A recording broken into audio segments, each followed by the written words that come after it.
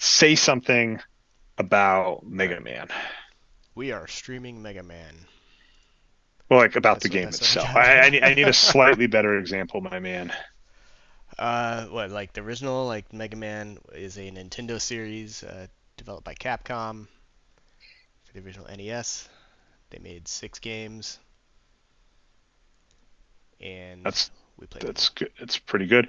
All right, so like say something about one of the characters, please. Let's Oh, see. Quickman is the smartest, fastest, and best robot boss. He only let Mega Man win. That's the only reason we were able to continue past Mega Man 2. Um, okay. It's fair, I suppose. yeah. Sorry, I lost a window, so I gotta, there we go. Cool, perfect. Yeah, I gotta figure some of this out. TCDB isn't ideal, and I'll figure stuff out in the future, but not today. All right, so Quickman, Landon, Quickman reminds me a lot of, say, for instance, oh, god damn it. What? Okay, it's weird, but I'm gonna tell you something cool. Here's how good I've gotten at this. If you check out my stream, so you can do not put my stream on your stream. Um, well, you can actually. You can put my stream on your stream, which is kind of fun. Um, if you look at my stream, and I'll show up to, so it is on camera, but I can show up there. I'm good enough that I can recognize by number what that is. Okay. It says number 26. Guess what number 26 is? I would Uh, guess 26. I mean, that's pretty hmm self-explanatory.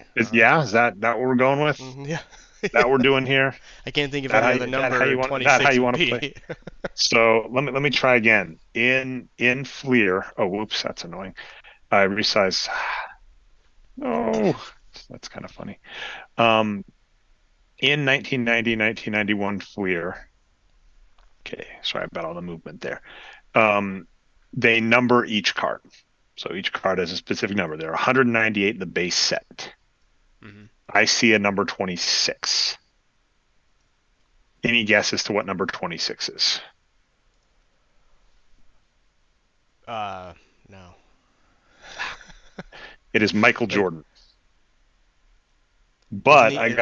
Okay. I got Michael Jordan with the wax card. So the back of these cards, Oh, it's the okay. very back one, and it's if I feel along the back, the wax that's on this thing that was shut, because it's been stuck in this pack in a box, it congeals a little. So I got a Michael. Now to be fair, I'm not going to sell these. Like Michael Jordan's worth $4. If I got a graded mint 10, I could maybe get 50 to 100 even in that case.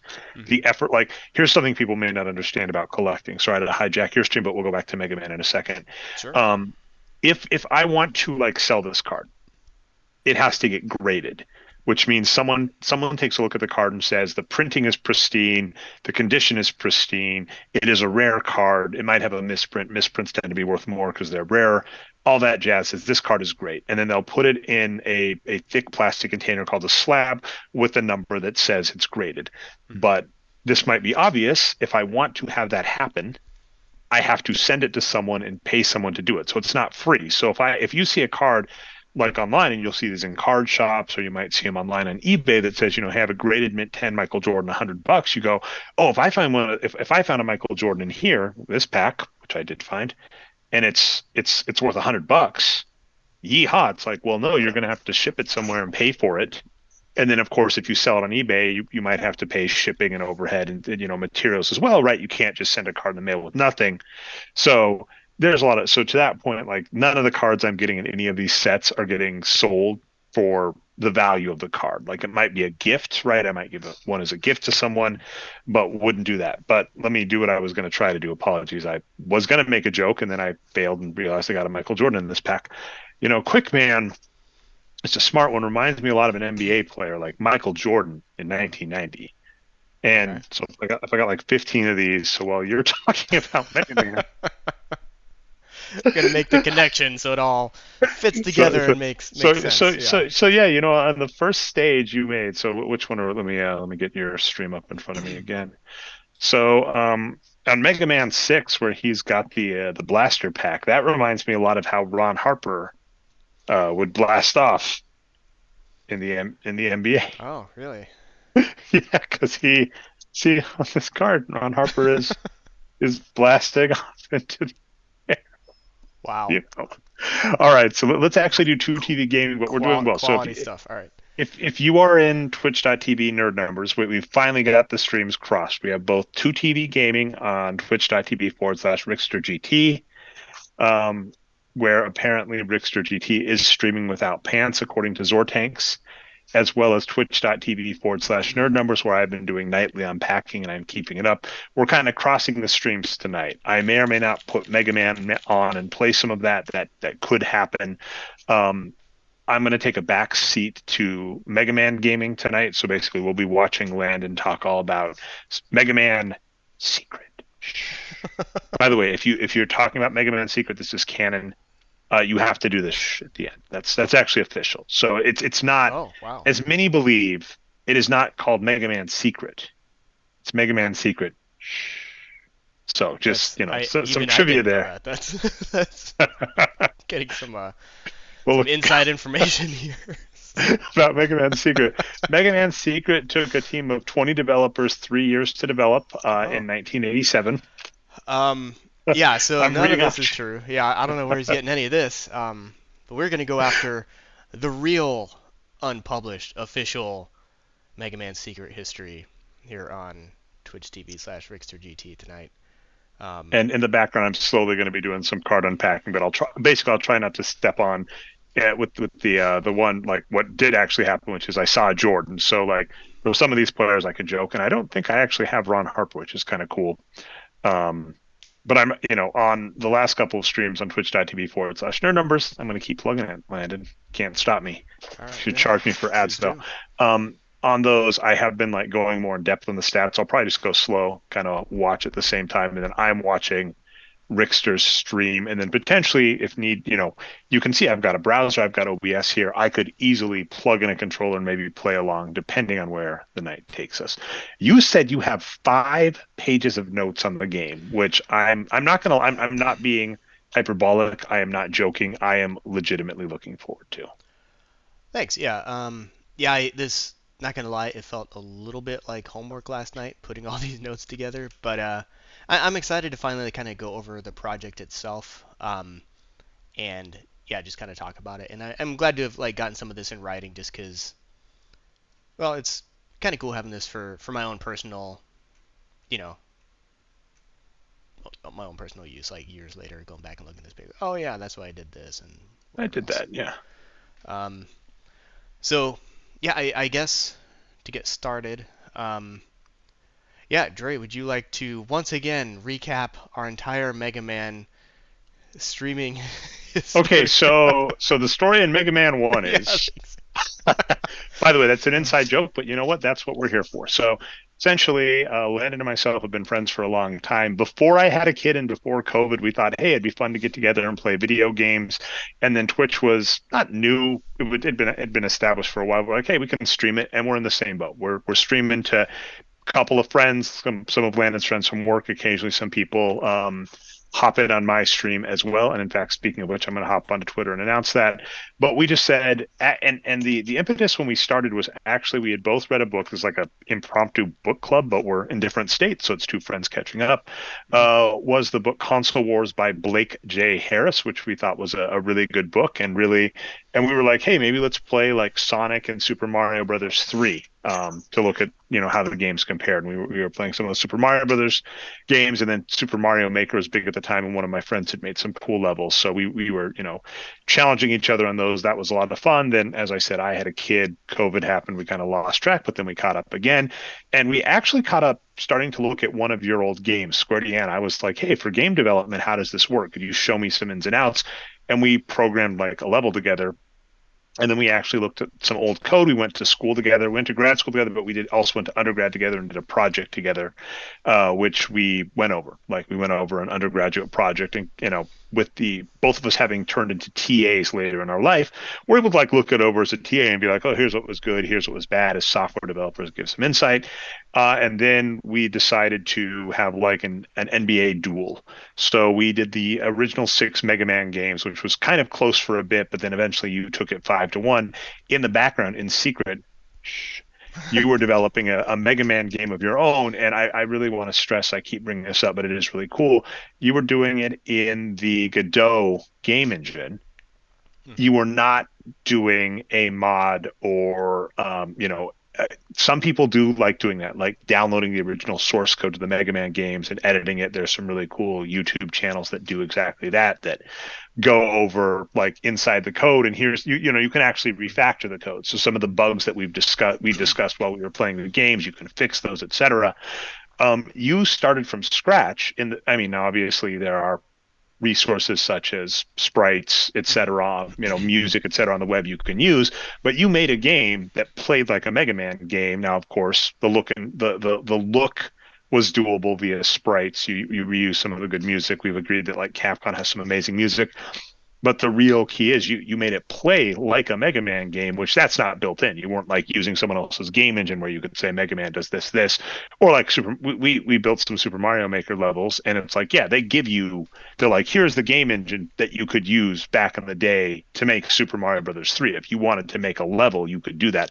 That's not what you did. You did that in the Godot game engine, and then we were kind of discussing how some of the cool dynamics of like decisions of how to do certain things, how various things work. As we were even playing it together, some of the bugs we, discovered, some fun things such as you introduced at my request, a lot of your fans, myself included, really had a lot of fun going, hey, could you add this? Could you add this? Could you add this? And one thing I'm glad, the easy answer all is like, fuck off. I had fun making this and this isn't my job. But one thing I asked for that you add that was really cool was like a speed running screen at the end that shows how many enemies you've killed and a timer for how long it took you to beat all of the bosses. And we noticed a fun bug that on a few of them, like the boss is always there, which is another cool thing that we'll probably discuss about differences between modern game engines and historical. Because the memory was a lot lower, you would have to do tricks, right? You wouldn't render enemies until you were ready, because if you rendered too much stuff, the machine would just crash. One of the oldest games, Space Invaders, the trick behind that game, the reason it has increasing difficulty wasn't originally built as a feature, it was a bug. Namely, it took so much computation power to render a bunch of enemies. If you haven't played Space Invaders, there are these enemies that come across the screen like this. If you're watching on twitch.tv/nerd numbers, I'm doing beautiful hand motions, just They're great. absolutely Yeah. glorious. They're mime, but they go like right to left and come down. They do that.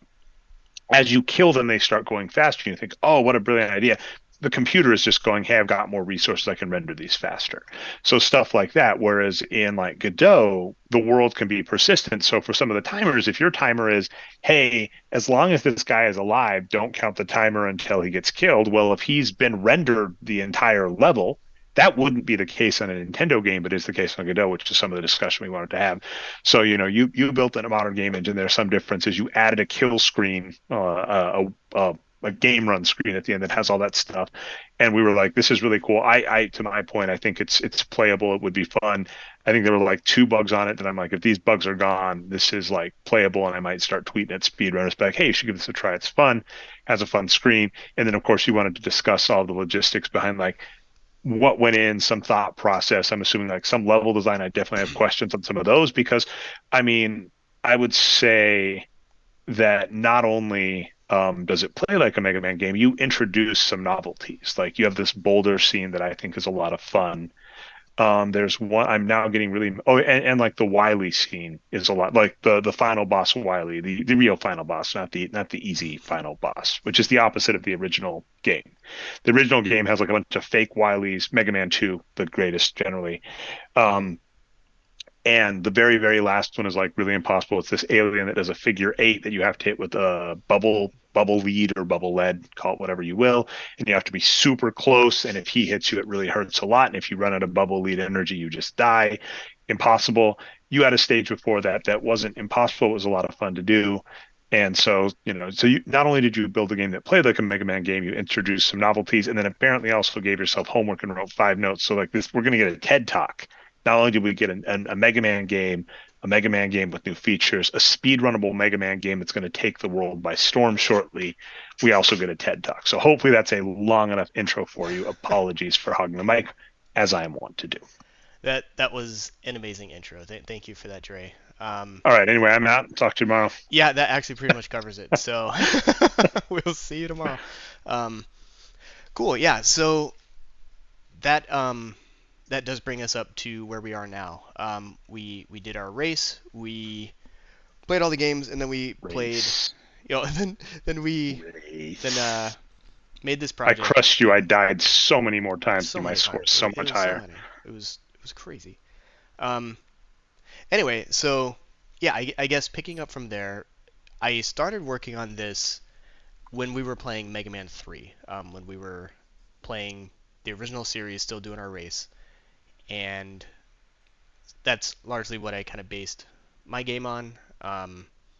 And my thought process was, hey, we're doing this race. Wouldn't it be cool if there's like this secret bonus game I made for Dre and I to play? Um, and so that is kind of where I started. And so I'm not new to software development, right? A common issue, especially with going into game dev for the first time, is software takes a really long time to develop, like much longer than anybody thinks it does. And I feel like that's especially true for games, just because there's so many parts of it. Um, and so I didn't initially have unrealistic expectations, right? Like I tried to keep the project pretty bounded, and I did look at different options. Like you said, there's like Mario Maker out there. You could use Mega Man sprites in that, I think. There is a Mega Man Maker out there, a fan project where you can make Mega Man levels with that. And did you Um, look at, there was at one point like a Mega Man world. And by the way, I got a Ron Harper that I do not have in my collection yet, so I'm happy about that. There was like one at one point. There was like a Mega Man world that was supposed to have that, that just kind of died. I remember when I was kind of looking into it. So, did that come up at all at any point? I don't remember Mega Man World unless that's what. No, because it was called Mega Man Maker, I think, which was very much like Mario Maker, and it is a really well done project. Anyone who wants to check that out, just make their own Mega Man levels, I would recommend that. It didn't do quite what I wanted to do, just because I wanted a little more freedom to make the bosses that I wanted, like Cleopatra Man, since that was a joke that we had made, like while playing the games. It's like, well, gotta have Cleopatra Man, right? I don't want to sound mean, like to Mega Man Maker. That almost seems like a flaw to me because for those that don't know, and go check out all the hours and hours of us playing old Mega Man games and talking this. And if you want to hear the plot to Mega Man 1, it might be in there at least one time. Could be. Half of it, I never actually get through it, I don't think. But a novel thing that happened with the Mega Man franchise starting with 2 is because they were low on designers, essentially. They had a designer, but it was, like you said, game development was wearing a lot of hats and so didn't have time to do full-time design. So if you look at like the first Mega Man 1, it seems very logical and coherent in the boss design as an example, the very first boss you probably want to take in Mega Man 1 is called Cutman, who's got scissors on his head. This is actually a clever pun because your character is called Rockman, and the premise around the game, the reason he's called Rockman, it's a triple pun, by the way. He's called Rockman because the premise of the game is almost rock paper scissors. Rock paper scissors has a circular diagram. Rock beats scissors, scissors beats paper, paper beats rock. The game has a similar thing there. So each enemy's if the game is supposed to get easier as you progress because as you defeat an enemy you gain their weapon and their weapon is powerful against another enemy and sometimes other enemies, sub characters. So that's kind of the plot behind it. So the first one, you have like an Iceman and a Fireman and an Electric Man and then almost like Pokemon logic, right? Like you have a ground man, an electric man, a fireman, an ice man. Like again, it almost feels like the person who made it like was a Pokemon builder. Cutman is a nice pun on that. And then later games, like the bosses seem almost random, and that's because they were fan design. So fans would send in their ideas for bosses, and they would take the ones they liked best. And what I kind of love about this is they would start building the levels before they got the bosses in. And this was from Mega Man 2 through 6. I don't know if it continued on to the Super Nintendo games, but at least on the Nintendo games. And they would pick bosses that they liked, and they would have levels built where the designers clearly had a thought in mind behind what was going to be in the level. And whoever connected those two didn't seem to like care. They're like, okay, this is a sewer level. So you'd probably want like a sewer boss or, a water-based boss. And they're like, fire guy. And they're like, I guess it's a lava level. So that kind of stuff would happen repeatedly. Or, the level would look like the Snake Man boss looks a lot like a snake. That was probably one of the easier ones to do, but you're like, oh, clearly you just re-skinned everything as a snake. So part Right, of the because then they went up into the sky for the last half of the level. yeah, Like, why you're is like this snake as man up in snakes the are wont sky? to Yeah, do. it's But yeah, exposed. so kind of to that point, really part of the lifeblood of Mega Man, I would argue, is fan designed bosses. So I don't want to like insult the Mega Man maker, but it's like if you were giving someone that, you would kind of want to add that. So that was kind of the cool thing about yours is like you created a new batch of bosses that were fan created. And there were some fan submissions. Cleopatra Man was decided kind of. We didn't know we were doing it, but on stream, several of us, myself, I think Zortanks, maybe Midi Midi, were like making joke boss names, and you took a couple, which is really cool. Right. Um, yeah, and I'm still really curious about why they needed to outsource the Mega Man boss ideas. Because let me go ahead and like jump into my design doc. Because like I said, I wanted to keep the game scoped. I wanted to keep it small because I know software just takes a long time to make. I know games make a long time to make. It's not my first time making a game. I have very few like completed projects under my belt because do tend to run out of stream. Oh, apparent Zortank Um, says your volume is way down, by the way. oh, can you hear me okay? I can you sound great on mine, but I'm wondering if it's because we're doing Zoom instead of Skype, and I'm wondering by default. Could Can you be. say some stuff too? I'm listening to on my stream. Yeah, can you hear me okay? I'm looking at the levels and like yours is a little louder than mine, but my volume meter is going all the way up to max. I'll say this: you sound wonderful on twitch.tv/nerd numbers. There's my recommendation. You open up both. You turn the volume off on twitch.tv/RixterGT. You turn the volume on twitch.tv/nerd numbers. Then it's the best of both worlds. And then you got to watch on both because I'm also doing some unboxing and in the background showing the stats of the Yeah. players I'm unboxing. So, I mean, really, this is just ideal. Yeah, Well, nerd numbers is coming through loud and clear. So what you can do also is you could type what you want to say to me and I'll oh, say it. that's a Like great idea. Um, Cyrano de Bergerac, Roxanne with Steve Martin. instead, what I'm going to do is lower your volume so everyone can just turn up their master volume, and I will be closer. Because like I All right, said, and we I'm looking actually have at critical the mass in your levels, and channel, so let's actually, yeah, let's make sure we're talking Mega Man yeah. and your stuff. And like I said, if you are on twitch.tv/nerd numbers, I'll be unboxing. You can watch in the background, and then there's a nice Mega Man discussion going on at the same time. Okay. Yay. All right. How do I sound on my stream now? Like the volumes, the equalizer is showing equal volumes for me and Dre, so I'm not sure what else to do there. Um, other than just try to talk louder, I guess. Like, is anyone else in chat have any thoughts on that? So, also just we are not expert streamers, me especially. Oh This no, if isn't you're something listening we to have both, done by a the lot. way, it's echoing through. I apologize. I was listening to you on mine, so that's my fault. But anyway, Oh, it sounded at least closer. I was listening to your channel, that's why I wasn't talking in the background. So okay. Um, yeah, and I'm I have a few things a few windows I'm going to be trying to juggle during this. So there may be some, I hope you don't break any glass. uh, yeah. So could be And some technical difficulties here as I try to figure out what I'm doing here, especially since I'm dealing with only a single monitor and I've got a lot of windows open, so things might get lost. Okay, cool. Thanks, Dusty Goldminer. Welcome to the stream. Um, all right.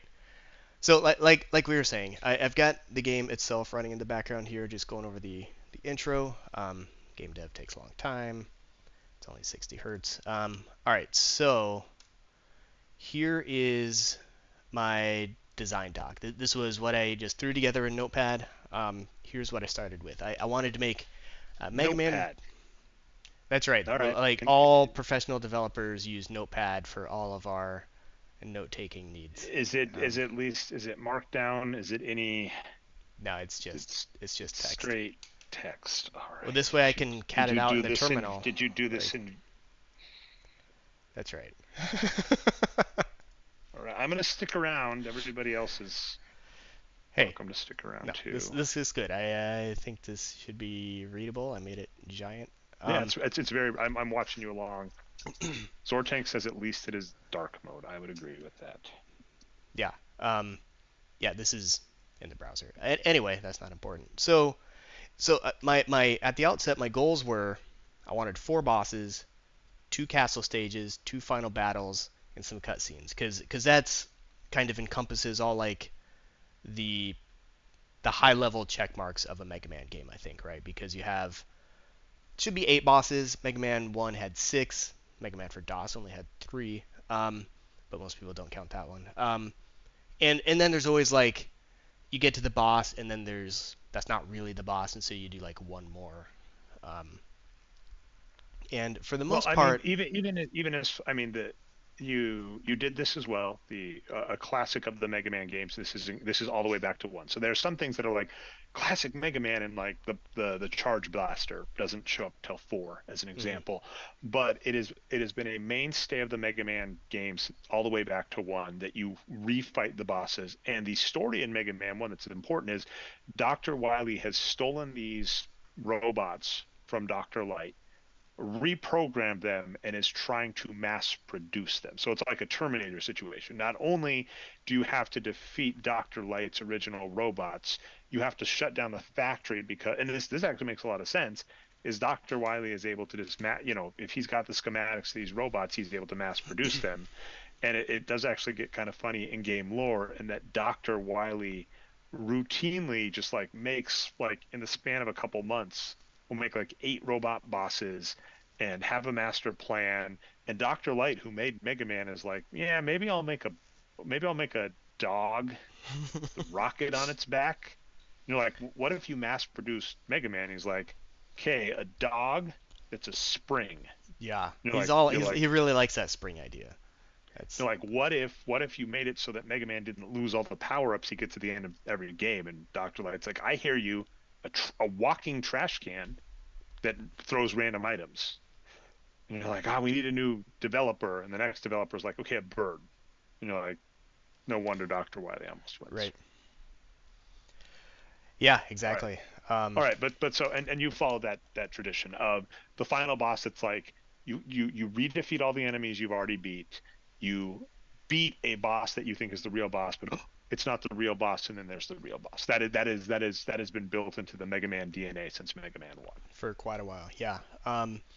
And in like the teleporter room where you refight all the bosses wasn't my original plan, but I kind of ended up doing that. Oh, really? Uh, You well, actually, you did like both because there is the traditional teleporter room that will have a teleporter to each boss, and what you did mhm. is like I think this has been done kind of in other Mega Mans, but you had the different teleporters where if you haven't played Mega Man Secret, shh, you will go through. I'm doing that the whole time. I'm sorry. And you enter a teleporter, defeat a boss. That takes you another place. You enter another teleporter, fight a boss. That takes you another place. And there are two teleporters. Wherein, if you do the harder to reach teleporter, that is the algorithm, you will get the beat letters and you will grab beat. And that was a really cool Easter egg for you to add after the fact. Like when I beat it the first time, I was like, oh, I got to come back through here to get beat. So that was cool. Thanks, yeah. Um, so yeah, I like I said, I tried to keep it scoped. So I guess just kind of going through this doc some more. Um, so Mega Man has really interesting controls for a Nintendo game.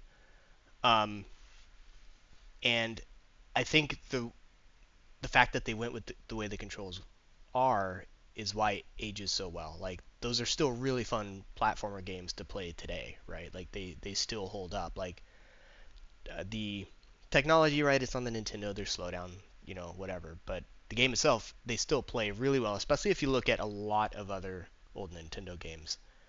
Um, Well, we it. actually even had this discussion where I'd make the argument that they played better than, like, for me it played better because I was playing it on like newer hardware and you played it on a more close emulator. Like I bought the Mhm. Steam version, so I was playing off of that.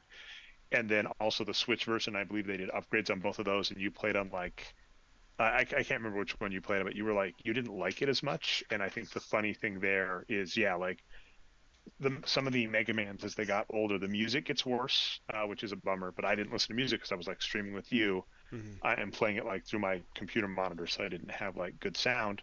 So I didn't get the music experience and I didn't get the slowdown experience. So like for some of that, right, the older games, right, they even improve some when you bring them to the future because if you don't have to listen to the bad Mega Man 6 music, you're listening to your own, like soundtrack, your own music in the background, and it plays faster. It actually plays better, I would argue.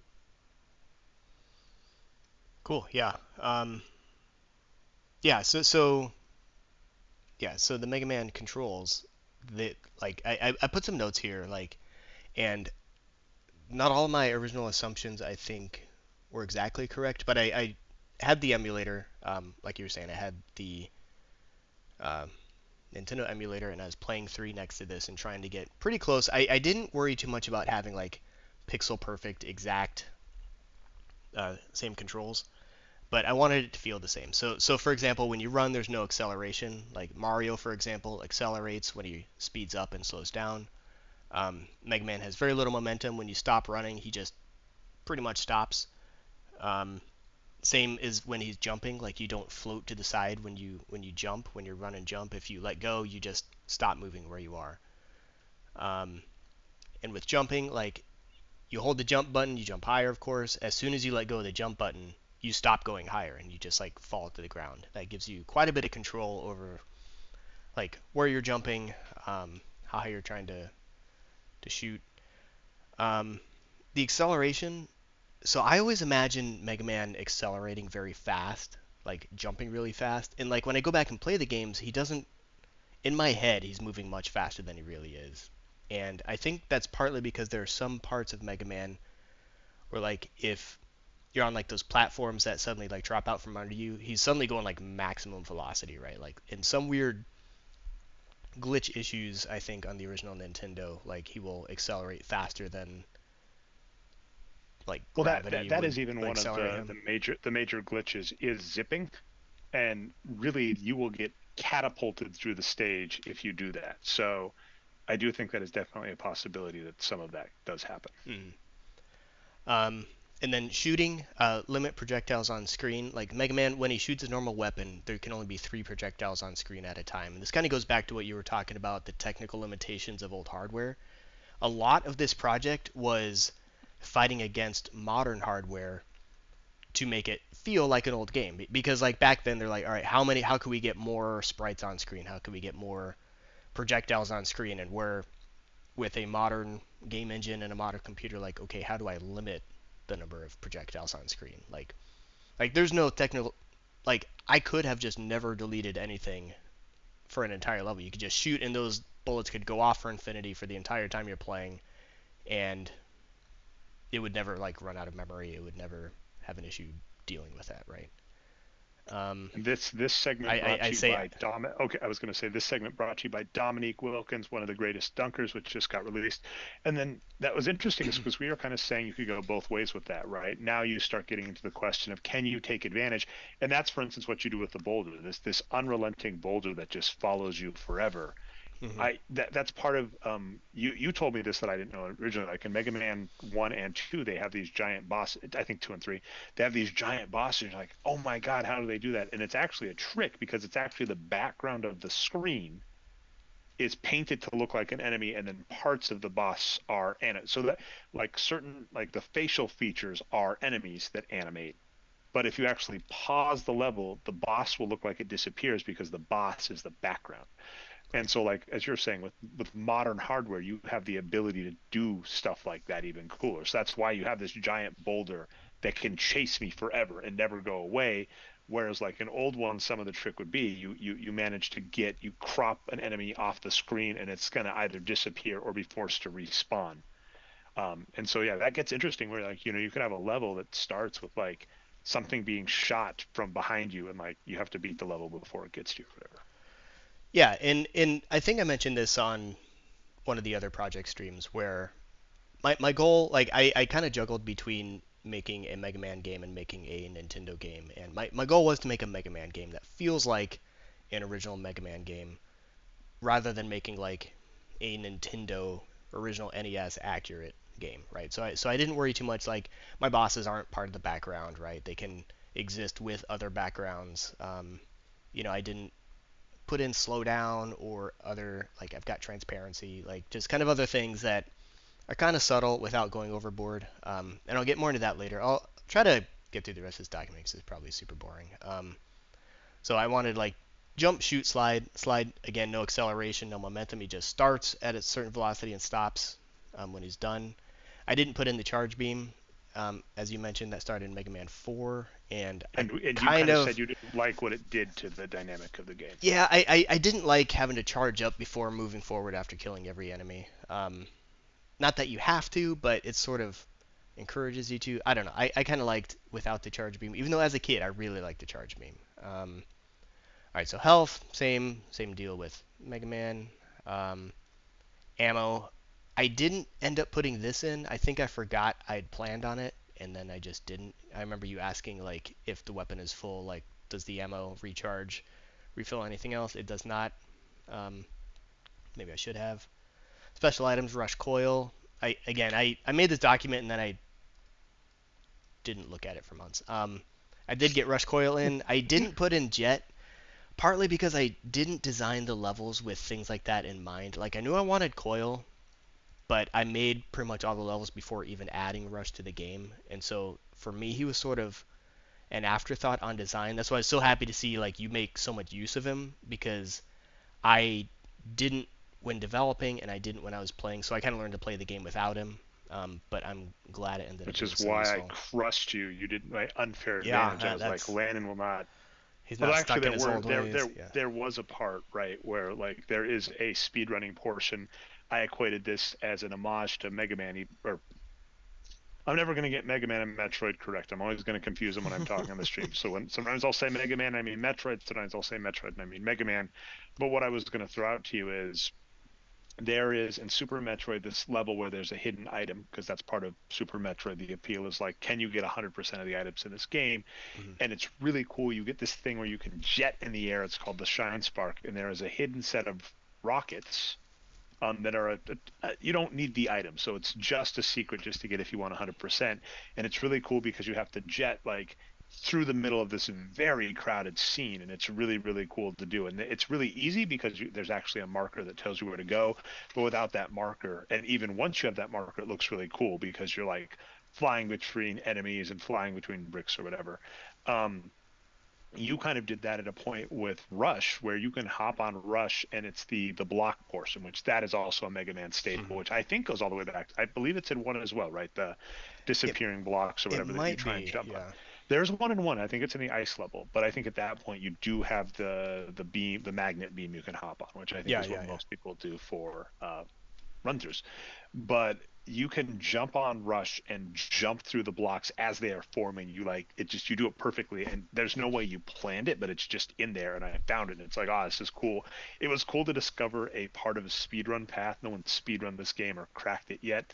I hope someone does. But it was fun to discover, like, okay, I know this is the optimal path through this frame of the game, which is how like professional speedrunners will handle Mega Man games and stuff. Is like, how do I get through each of these scenes, in the fewest number of, I just dropped the word, but fewest number of frames as possible, fewest Yeah. number of animations, if that makes any sense. I want to get through the game animating Mega Man, Samus, whoever, the fewest number of times I'm That's allowed to. that's that is true. Yeah, and yeah, you don't know how people are going to play the game, and I think that's definitely true for like the Metroid games, and speedrunners have done insane things with Mega Man games as well. And Anyway, to finish off this document, because streaming text is the best thing a streamer can do, is just sit here If this is getting on a boring, hop text over to document. twitch.tv/nerd numbers, and Hershey Hawkins, aka the Hawk, or Hersey Hawkins, aka the Hawk, is on screen. And I'm getting a bunch of cards in this pack I didn't get, including Dominique Wilkins, Very and there's a nice. Michael Jordan at the end. So, just spoilers all around. All right. So also, all right. So yeah, to finish this off, the camera in Mega Man only scrolls left and right, except when you're transitioning levels up and down.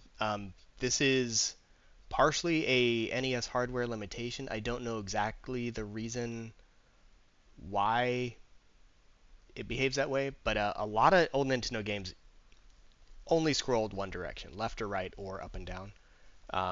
Mega Man could do both, but it could never scroll up and down except on those transitions.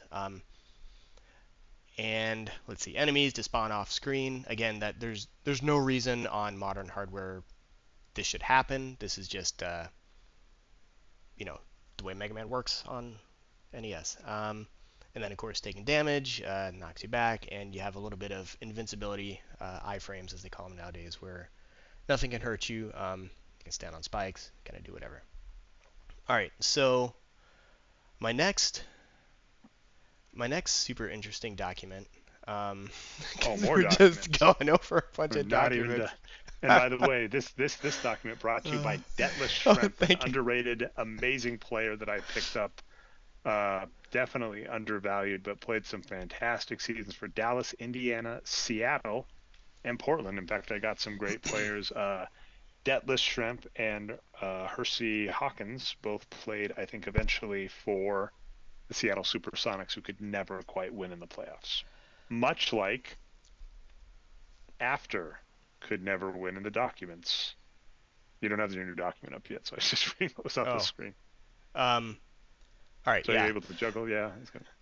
All right, so the next one's a little more interesting because now we like so this was like the technical high level. What did I want the game to feel like, and what did I want it to include? And Oh, so it this looks identical because it's the same type of text. So I was like, it's like, is this the same document? this is the same And it's document. okay. But I'm Um, saying it anyway. I'm saying like just like the font, the layout, everything looks the same. So I couldn't. I was like, didn't we read this already? But no. All right. yes, we did.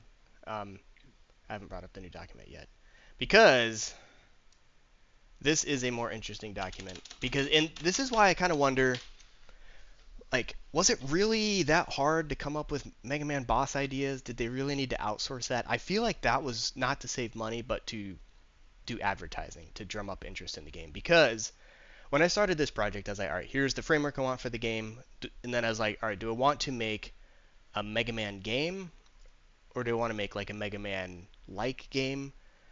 And so that's why I called the project initially Mega Landon.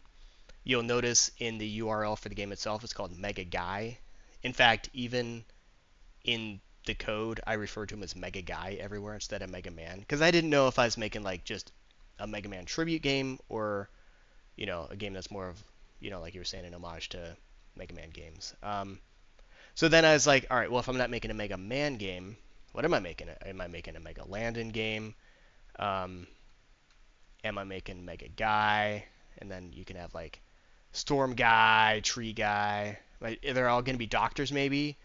Dr. Light, Dr. Landon, Dr. Dre. Um, You could have done that, and then I you just could like have do as much as you can to get sued, like just infringe. Landon Man. Landon Thank Man you, kind of Mitty. sounds Yeah, good. Or would it be? Could it be Landman? could be. I thought about making them all nerds, like Cement Nerd, Crush Nerd, Number Nerd. Um, Listen, man, right. I'll get But a cease and don't think I won't. so we got bots, Crush Bot, Spider Bot, By the or way, no can I theme make at an all. arbitrary note that at age 43, Robert Parrish was playing in the NBA? That is ridiculously stupid. I just want to throw anyone a title. So at age 43, Robert Parrish, who is older than both you and I, Yeah. won a title with Chicago. So there's still hope So for us. yeah, we got one more year before Um, Robert Parrish, all-time leader in games played in the NBA, before we miss our chance to match his record of winning a title at age 43. No. Okay, so this is So interesting. What's the no theme point? What is this? so this was just like if I didn't want to give him like a theme like man, bot, guy, whatever, like more like X-Men style or like GI Joe style names. Just kind of goofy, dorky names. So anyway, so I came up with like this short list of like the whatever you would call this, like whatever their class is, like their name, and then like any of these could be mixed with like man or guy or nerd or bot or whatever. And so I came up with like a list, and this took me like no time at all, right? Like I didn't need to outsource this to 50,000 people. Like I just came up with a bunch of names, and then I went through and I started googling to see how many of them were actually Mega Man bosses, because at this point we hadn't been through all the games, and plus there are a lot of Mega Man games after the Nintendo series, and then there's also a lot of fan Mega Man games already, right? And so I didn't try not to use anything other people had already done. Laptop Man, that's a great idea. Um, so like Glass Guy, that's there's already a fan game or at least a fan art or something out there with Yeah, glass or there's a sound. movie. There's a movie with Bruce Willis. Yeah, I could have called them all Mister Glass, Mister Liquid. And then of course Wave Guy, like we hadn't gotten to Mega Man 5 yet. I think has Wave Man, so like I didn't know about him. 6 I think had Plant Man, which I didn't know about at the time. Um, there's a lot of like fan Mega Man designs out there. So Um, there are a lot of Mega fans. That was anyway, not worth the stall there. I so apologize if you want to find me. I apologize to your stream. I apologize for letting down my teammates. yeah. Um, anyway, so I came up with like a short list of the ones I like best, which were Sharp, Crush, Dark, Jupiter, Cleopatra. Ended up only having four, so I dropped Dark. Some other cool Can I ones I ask thought were an like Hail. arbitrary question on that? Because I'll say I can go both ways on this, right? Okay. Because you are very much in the spirit of Mega Man in that like you just have these arbitrary things. In some cases, for instance, like Heat Man's strength is against the tree. And that makes a lot of sense, right? Heat should burn stuff up. Hmm. And then I mean you kind of get like I guess Clock beats Quick Man because Quick Man doesn't want to slow Sure. down. Yeah. And some of them work, but then you just kind of end up into a tennis territory, and you're like, well, the underwater guy that has spikes all over his level, he's weak to the spiky thing. And you're like, okay, fine. As we all know, underwater guys are weak to ninja stars. You're like, well, the suit would get punctured. You're like, well, anything would puncture that suit. Like basically that suit should be weak to everything but Flame Guy. So I could go both ways in terms of saying there didn't seem to be a logical cohesion to the weaknesses in your bosses against each other, at least that I didn't see initially. And Right. I could have gone both ways there, saying you might, to do like maybe Sharp Man, Dull Man, or whatever, Cleopatra Man, right? Yeah. Something. I What did you have thoughts, decisions when it came to that? no, I really didn't. When I was coming up with the original short list, I didn't think how one would be strong against the other. Even like through the entire development, I kind of changed, who was strong against who. Um, And just by the way, because, shout out to the chat room where Zortanks noted that Udonis Haslam at 43 just put up a really impressive game, which is true. And then asked about Fartman. You and my kid will get along great, who is 6, so good job. Or Eric Cartman, that one's pretty yeah, clever. Eric Cart, man, that I like that one. That's good. It's again, let's give Landon as many ideas to get sued for intellectual property as possible. Let's just go for all of them. You should Hey, name one yeah, Star Wars Star Trek Man. Star Wars, Star Trek, man, Mickey Mouse, man. Um, but anyway, so end up going with four. These four. I guess if it were ever to be expanded to eight, millions of ideas. Like I said, like you can just come up with these forever, right? Like I don't know what's the problem. Why is this difficult, right? It's not. Anyway, so with that in mind, I came up with the four that I liked best, and let me find something. All right, here, hang on. I think I've got it open already. No, of course not. Why would I have anything prepared? I was gonna say, good news. I've been updating my collection at tcdb.com, and I'm missing two cards to mark, and I just found one, which is Bill Lambier, who is a duplicate that I did get in another set. And apparently, if I get Bill Lambier in a set, that comes with a really strong one. You and I had some discussion about magic, like randomization in card sets Hmm. versus these, and I will tell you for a fact, just based on the last couple of packs, there is no rhyme or reason, and it might even be that they stuff some packs because I've gotten some packs with some really strong players.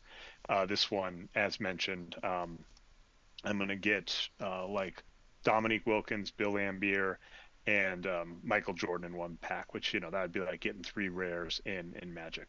All right, this is really cool. So actually, this is so I'm assuming what you're about to explain is the way you design your bosses is you used a base template sprite that you were able to modify in some way to get to where you're at. And it's much not to sound mean to your beautiful Vim text. This is much nicer looking and much cooler. Might have led with Um, this, but I didn't make the TED Talk. actually, before we get to this, let's Oh go. my God, Let's why? let's go to You're this. like, speaking of text, So let's again, go back to like, more text. no more text. We're done with text. So this was my original playing around with just the graphics. So I had come up with some Mega Man guys I wanted to make. I wasn't sure if I was making Mega Man, Mega Guy, Mega Doctor, whatever. And so I started playing around with what my Mega Man would look like. I knew I would like use the Mega Man art because I know it takes me especially forever to make any kind of art. Well, I And mean, so your boat was incredible, as we've all discussed on this well, chat. well, thank you. And now you can see the concept art for what Mega Man's secret could have been. Um, Basically, Mega Man with different helmet designs. Oh, like Um, the Cyclop visor could have been cool, or almost like the Flash wings, like the Flash. mhm. The one on the end looks lewd and would get you in trouble. I don't want to tell you what that looks like, because I'm the It's, one who it's, tries to keep my channel PG, and like Zortanks will get the auto mod. We don't have moderators in our chats yet. We're not big enough, but the auto Zortanks, I got to give hats off at getting auto moderated because we didn't, as far as I know, you didn't set anything up. I haven't, so it's that's just the bare bones. default, yeah. But I was gonna say, yeah, that And Mega Man on the Mega Man on the last column could maybe get you in trouble for that. So, what are you talking about? He's just got like this mm-hmm. bar going in front of his face. Like that's All right, cool. I don't see it. Just like Um, that elevator, and I'm no, I'm not falling for this, even though because like I said, I stay PG. Just like that elevator in Super Metroid, that perfectly normal like giant purple elevator doesn't look like anything. Cigar is just a cigar. Continue.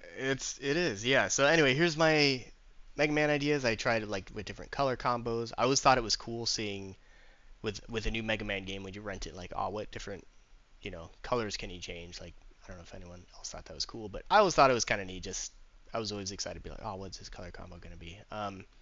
So I tried some different things to see how he would look. Yeah, I thought maybe just making Mega Man with cool glasses, but in the end, I just went with straight Mega Man graphics for the most part. I did draw some of my own sprites. I edited a lot of sprites, but Mega Man himself, I just left as Mega Man and decided just to make a Mega Man tribute game like so many others. It's And not the best Mega Man. It's just a tribute.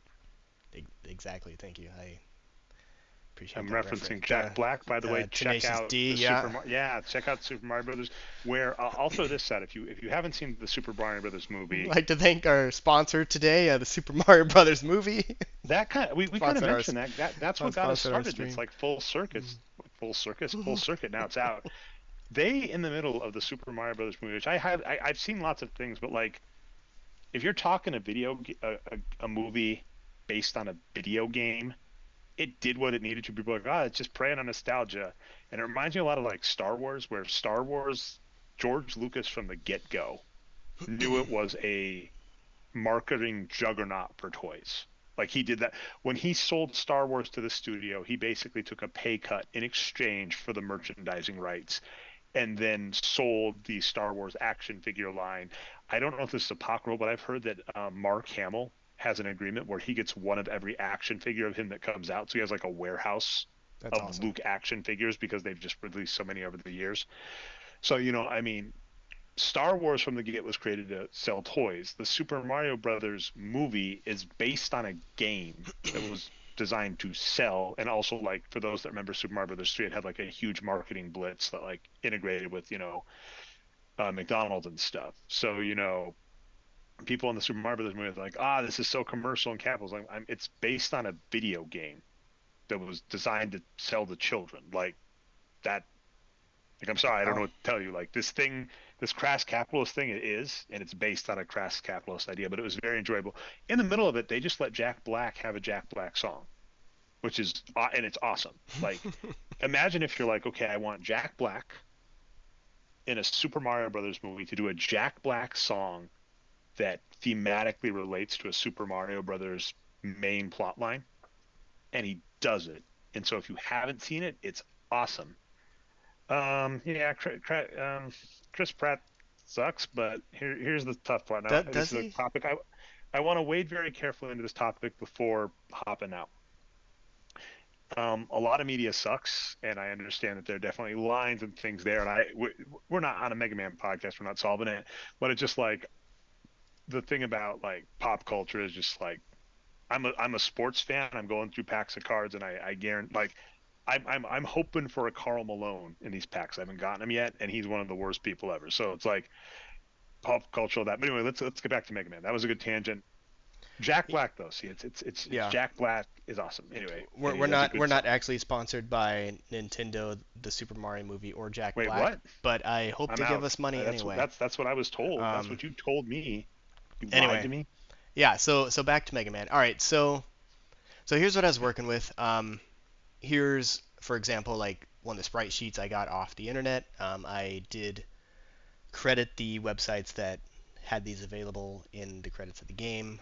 Um, and so this is what I used, right? Like this would have taken me some time, to like it's a very simple thing to like change the sprite a little bit, but there's a lot of it here.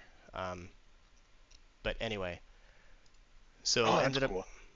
going with And these this. are all the official. Like that's weird. That one, this one where it looks like I totally feel because I'm starting to get the horseshoe pattern myself. This one where it looks like he's like balding in the middle because it's his helmet coming on and off. You should have done that one for the whole game on the one, With two, three, four, on the fourth row down, fourth over. You should have done just that like for the whole game where it's that just like weird the looking hairs hat. split. Yeah, Yeah, I like it. That would have been yeah. funny. I yeah, I should have. But I'm glad I didn't. Um, so anyway, these are so this is part of the reason I decided to just kind of go with the Mega Man. Here are some other like sprite sheets. Like these are not the sprite sheets that the game would have had. These are what other fans have made by ripping graphics from the game. They're stored differently internally. So huge thanks for the people who do make this available. Saved me a lot of time and kind of made this project I was possible. thinking of doing a game, and I didn't find some sprite sheets. It was for a different game. It was related to Mega Man. It was a bad Uh knockoff, huh. Oh, okay. but I found some sheets for a game. It was called they were Coke sheets. They're not sprite sheets. They were Coke sheets. Oh, Related. we're And moving on. it was for a game called Kilo Man instead of Mega Man because it was like Kilo. the thousandth as good. Wow. No, Can I no. drop the mic? Can I drop it? Please do. Oh, that was pretty good actually. All right. Continue. All I'm right. sorry. And I've been Anyway, sitting on that. I didn't want to. I interrupted too recently before that, so I had to wait to interrupt again. all right. Rusty. All right. So again, something a little more interesting. Here's this was done like over several months to make this, so we're jumping ahead a little bit. But here's how I edited the. Here's how I created like the four bosses that I chose. Right. So it's pretty obvious like which boss they originally came from. But like Gemini Man, I clearly made Sharp Man from him. Note that his spikes on his head go past the border here.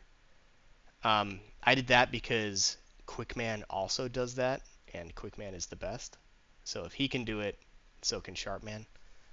Um, Pharaoh Man was the obvious choice for Cleopatra Man, right? Like changed the mouth a little bit. This is actually like Sharpman's mouth, so it's not wearing a mask.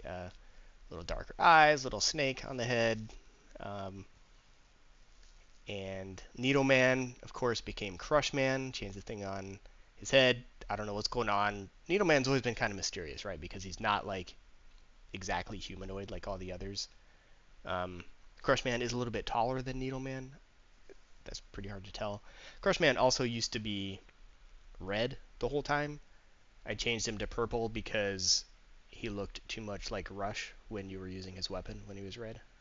Oh, interesting. Yeah, And that makes sense. so I wanted a little more variety of color. Waveman is actually two different people.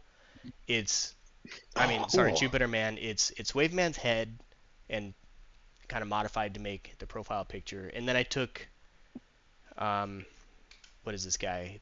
This is um, Dark Robot. One of the Dark Robots that Proto Man was using, or fake Proto Man. So this is like the end guy, and so I put Waveman's head on Jupiter Man, changed it a little bit, and end up with Jupiter Man. You'll jumping ahead a little bit again. You'll notice Jupiter Man can run around. Originally, this dark robot could not run. He didn't have a running sprite, so I had to draw that myself, which is why he looks like he's ice skating. All right, Um, sorry, you did. Well, actually, this could be a future one. So Zortanks, you missed this good one. You could have Tutankhamun man, you could have what? Tutankhamun Oh, man, King Tut, could have. That would because the man at the end. because the All man at right, the end. anyway, it's good. We want to reward people in the chat that interact. We're like, subscribe. Yeah, like and Thanks, subscribe. thanks for the subscribe, all that Yeah, jazz. you're right. Yeah. No, that is pretty good. Um, anyway, this is these are the four guys. Anyway, so this was all like design, not this obviously, but had all these text documents. Then I had like these graphics, and then I was like, all right, so let's see what making a Mega Man game in Godot looks like. And so I did watch a series of YouTube videos to walk through making a simple platformer. The video series wasn't finished by the time I got through it, and it's for a very different kind of game. And so like I should probably credit them in the credits of my game. Not that anyone will ever play it. So a lot of the design, as from like the Godot standpoint, was based on what they did. There are a few things I would not do again making a Mega Man game, but I'm not going to get into like the actual coding, right? Because that's not what this is about. Anyway, so I watched some videos and then I did look it up and I made Proto Man, which is the prototype I did for the Mega Man movement, some of the things, just the gameplay, and according to my Git commits, it took from August 28th is when I started this until September 4th, and I was able to create this. It did take about a week.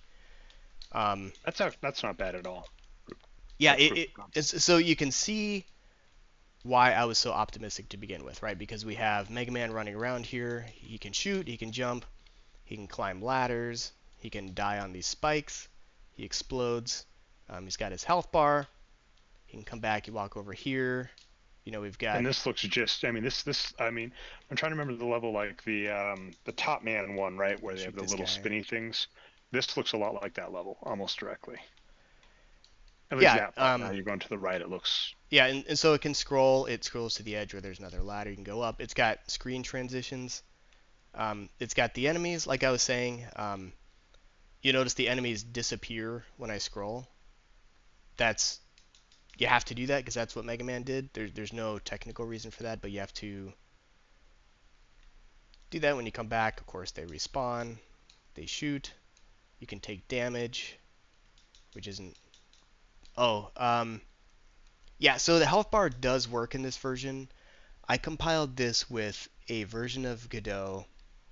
Like, there's so many times during this project I thought it was just gonna fail because, for one, when I first put Mega Man after several months, compiled into HTML5 and tried it on the browser, little things didn't work, like the health bar. When I changed versions, it did start working. I didn't do that for this project. So you can't see the health bar, but it's got the sliding. These guys come back. You can actually refill health. Like I said, it's not showing. I do have sound, but I'm not showing that either. And you can go Hmm. down. You're not Um, showing the I'm sound. not showing the Interesting. sound. So if you can't see it, don't panic. That's perfectly And by the normal. way, I just pulled a Kenny Smith, who you may recognize. He's an announcer. He's still relevant. So he made $13 million as a player and won a title with Houston. Very nice. Won two titles with Houston in '94 and '95, and was pretty good as a rookie. But not, or was pretty good this year. Had a couple good years. Was not an amazing player. All right, the spikes work as expected with the thing around them, and like, yeah, actually, that's an interesting question for like the spikes. Like, do you just make it so the backgrounds match the like? Is that transparent, or do you just make it so they match the color? The spikes? Yeah, like the ones there, they got the little black box around them on your proof of concept.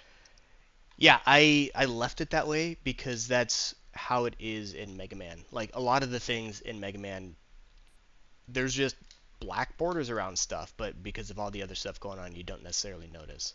That's interesting. Yeah, I would say I didn't really notice or think about that, but that's kind of, or like the background's black. That's like one of the tricks you can do, right? There can be a black border. Hmm.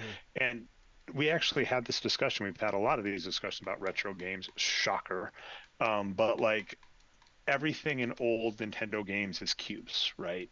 So even though, like, say Mega Man's head looks rounded or he's got little fists, he is really a rectangle walking around. So when it does collision detection, it is doing collision detection between cubes. And in fact, that's like some of the biggest glitches in games like Mega Man are these pixel perfect things because like Mega Man's actually like there's a pixel beyond his face that you don't think is there that it lets you walk forward and then everything goes wonky. So that's definitely interesting. And we know for from grad school, like ray tracing, if you want to do collision detection more exact, like a camera would do, these are waves of like beams of light that hit things and bounce off, and you're really doing really complicated like trigonometric functions to calculate it. That is really hard and computational. So the easiest thing to do is just cubes. And so that's why, like, yeah, the spikes, yeah, they look spiky, but you're not hitting the spike. You are hitting a square Hmm. that looks like spikes. Yeah, exactly. Everything's just done with squares.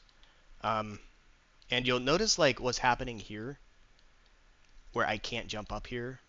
This is another thing I discovered months into the project, where I just thought the whole project was going to fail. Like because things were going along fine, and then once in a while, then this kind of popped up, where I'm at the mercy a little bit of the Godot physics engine, right? Like it's just what's happening here is there are the two bounding boxes are clipping through each other a little bit. So before he's actually on top of this tile, it's declaring him to be on the floor. And like even right now, I can't even jump high enough. Like why? I don't know. Like it's just weird. Um, I did find some settings in the physics engine to increase the physics resolution basically because I'm actually working on a really small scale, right? Like this is a 256 by 240 pixel world. That's what the Nintendo was. That's what Mega Man was. And so this is a lot lower resolution than like what most people are making their games at. So that's what each frame is as you walk along. And then the way so but the way yours works is it's like a bounding box. As Mega Man walks left to right, that bounding box follows him, and as he jumps it can go up, but then to your point, only jumps and falls really allow it to go up versus down, and typically falls in the original Mega Man games, to your point, was there a limit to like how far you could fall? Because you noted you had a Metroid like homage again on your last Dr. Wily phase where Mega Man just falls down this really long tube. Mm-hmm. Exactly. And in fact, let's go ahead and get to that. Like this is taking way longer than I expected. I thought this was gonna be like the first 10 minutes we'd get through this. Well, we've But been messing around talking, but you but can go at anyway. whatever speed you want. It's kind of your So so anyway, so this is Proto Man. What you're looking at here. These are Super Metroid tiles, plus Mega Man. And like most of the functionality is here, right? Like there's enemies, there's shooting. It's got like the three limit. There's still a bunch of bugs in here that I had to fix along the way. Um, but at this point, I was pretty optimistic I was going to be able to make my little Mega Man game in about 4 months, which is what I was kind of hoping for. Here, he's still kind of like jumped off the top of ladders. Um, It came pretty close to that though, right? Like, Pretty I close. mean, and then also like I'll also stress, that's part-time work, right? Like it's not like the job where you're doing it full time or have chucking check-ins or whatever. Right, and I put a lot of time into it to begin with, which is I was able to do that in you know a week, and then I had yeah just a lot of momentum going into it, of course, and then there's a lot of like finishing things up that always just take forever. And then a Take a door long shut tail of down and you weren't software able to development. like roll underneath it. Okay. Yeah, that's exactly what happened. Anyway, so that was Proto Man, and that's what I started with, and then I took some of that, like mostly Mega Man himself, Mega Guy as he's called in my project, and again, all right. So what you're seeing now, this is the Godot editor, and this is my Mega Man secret project. Like I said, I'm not going to go into code because that's not very interesting or really too much about. I'm not going to talk about how to make a Godot game. This is really about making a modern Mega Man game, which I think is kind of more interesting. So I did put this, and I forgot I did this, and I fell asleep after work before this stream, and so I forgot to like I haven't. We'll see how this goes. We'll see if any of this works. Let me show. I put together a test level to kind of show the difference between Proto Man and the final Mega Man secret, because I think it's kind of interesting. Just some of the Mega Man like kind of quirks and kind of bugs. Just trying to, like I said, I'm really fighting against Godot here, and not in a bad way. It's just like it's a powerful modern engine, and I'm trying to make an old game that behaves a certain way. Um, and so there's kind of a lot of things you have to do to force that. Um, all right, so we can see this. You can hear it. It's probably too loud. Can you hear me over the game? I can't hear the well, I don't have yours on, so I can't hear the game, but I can. You um, sound fine on the Skype call we're on. Anyway, continue. Hopefully, anyway, yeah. Are you in OBS? You are able to turn down the audio mixer depending, so you can check yeah, that out. everything is going to. All right, here we go. Okay, let's see if that sticks.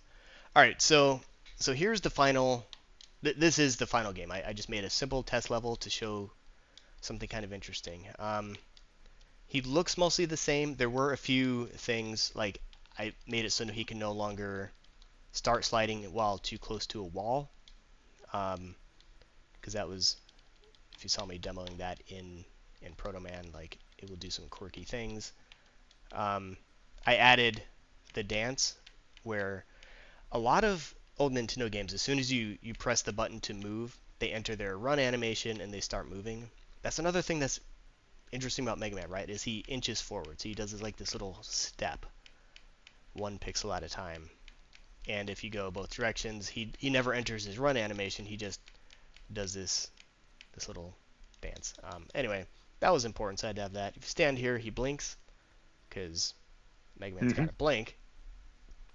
Um, He changes color. Of course, I didn't have Rush or anything in the beginning. This is, I think, one of the funniest things to me. So Rush comes in, I change color. In the original Nintendo, it can display what 16 colors, 32 colors at a time. Like it's not very many, right? It's like 8 to 16, and that was part of why Mega Man was colored blue, is because blue had the most shades in the palette they had. Yeah, because like the Nintendo itself can only display certain colors, right? Like it's not like all colors are available and you get to pick 16 of them. It only has It's like a not like palette of. like web developers or whatever. We don't have like the hexadecimal where you can enter any range on the 0 to 255 across the board.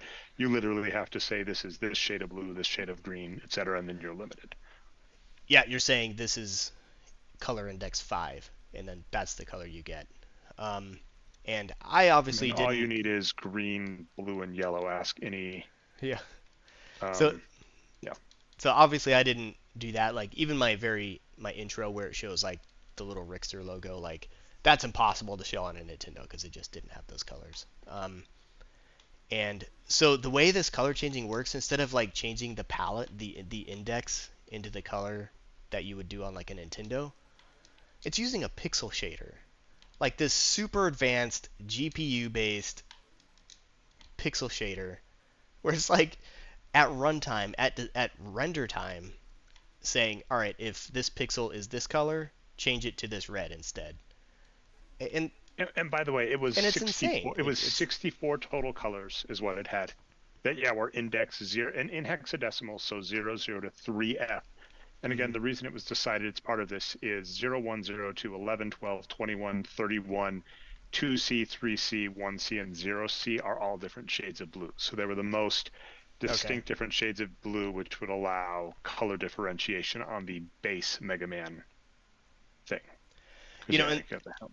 and that's another thing that made the Mega Man games ambitious, I think, is that he can change colors to any of the boss weapons, and he has to be able to do that on every level, no matter what palette they choose. So they're limiting their colors even more just by having this Mega Man color changing feature, which especially as I kind of went through making this, and like really hats off to the Mega Man artists. Like they really were like top tier artists in the Nintendo age, and like still are, right? Like they're always known for like excellent hand drawn art, but the things they overcame and to make such great looking games with what they had, like, is really impressive.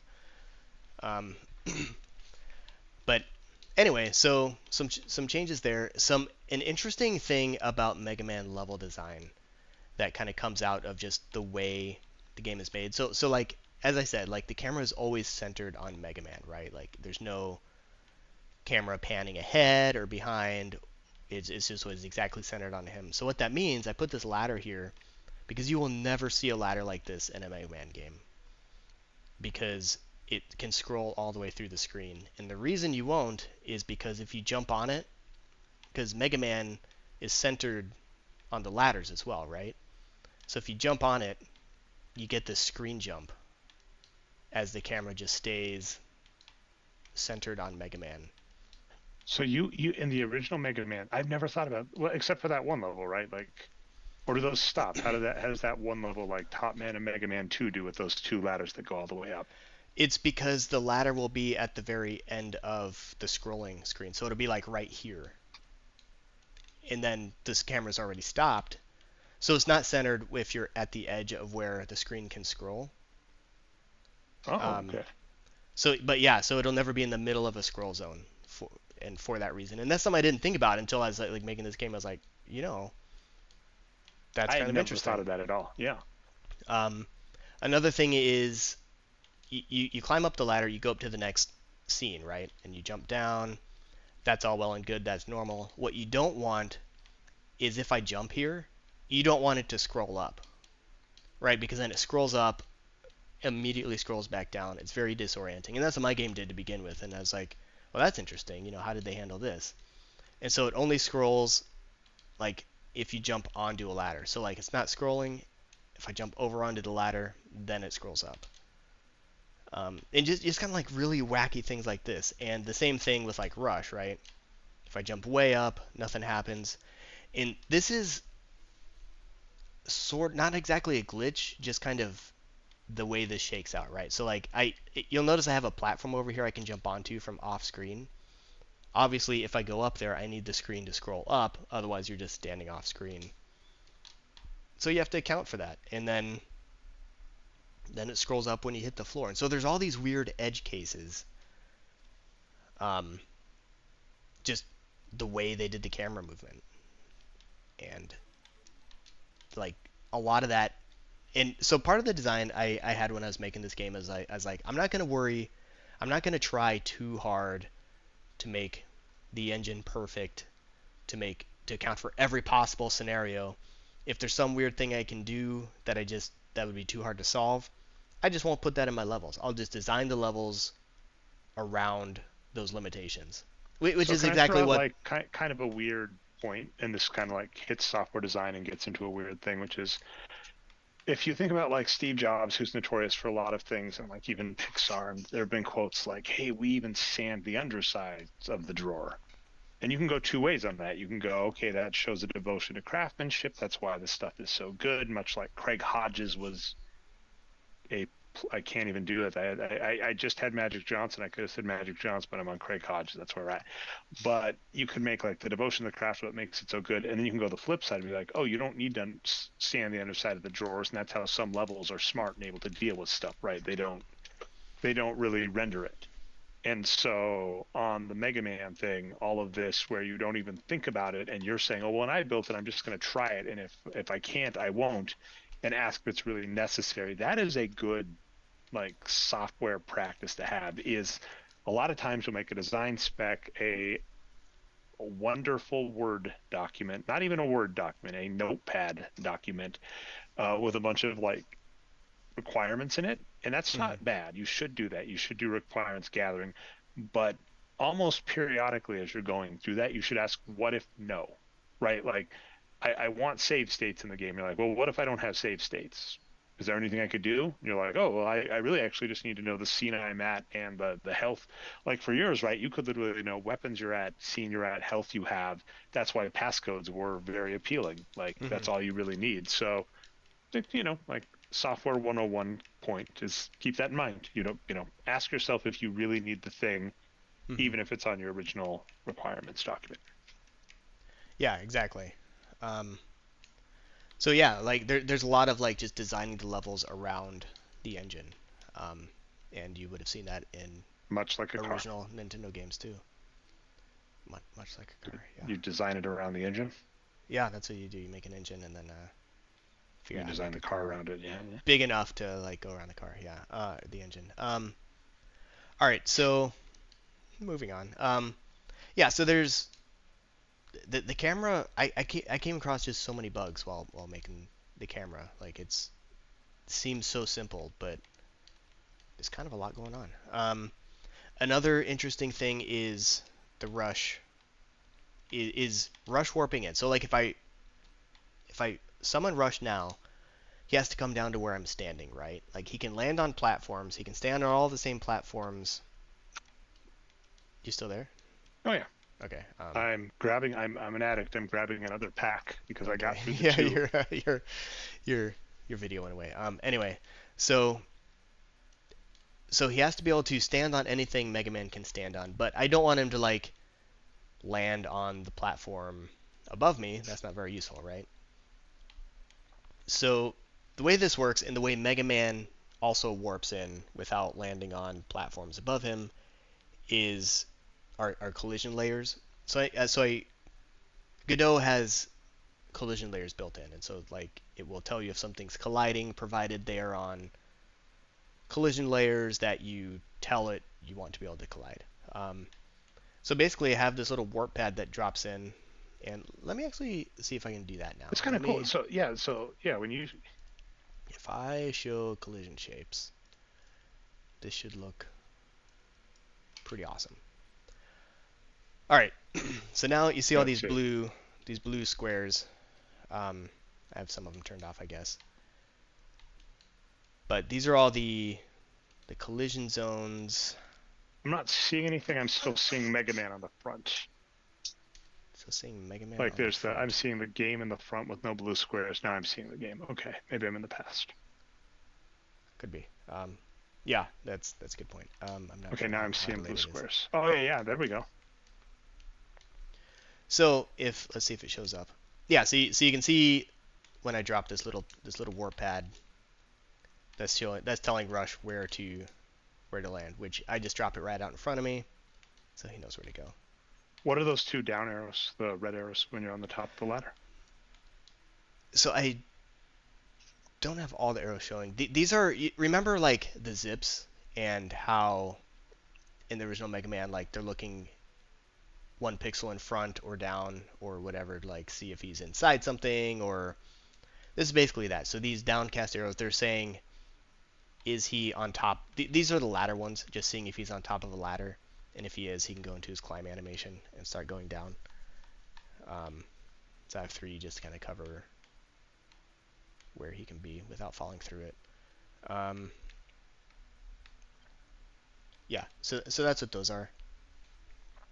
Let me kind of bring up Mega Guy. 'Cause Mega Guy got a little out of hand How do you with, mean? well, just all the collision boxes and arrows and Almost like the camera classic checker. debug thing. Yeah, when you're debugging code where you add in one, you're like, okay, I'll add in one debug statement.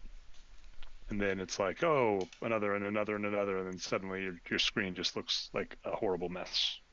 Yeah, right. So he's got all these arrows. So he needs to check if he's on top of a ladder. He has these up ones to make sure he's not under a platform. So when he's sliding, he can't stand up when there's still no room. Um, he has a different collision box for when he's sliding versus when he's standing up, so he can slide under projectiles, spikes, like whatever. Um, and that's kind of similar to like what they would have had to do.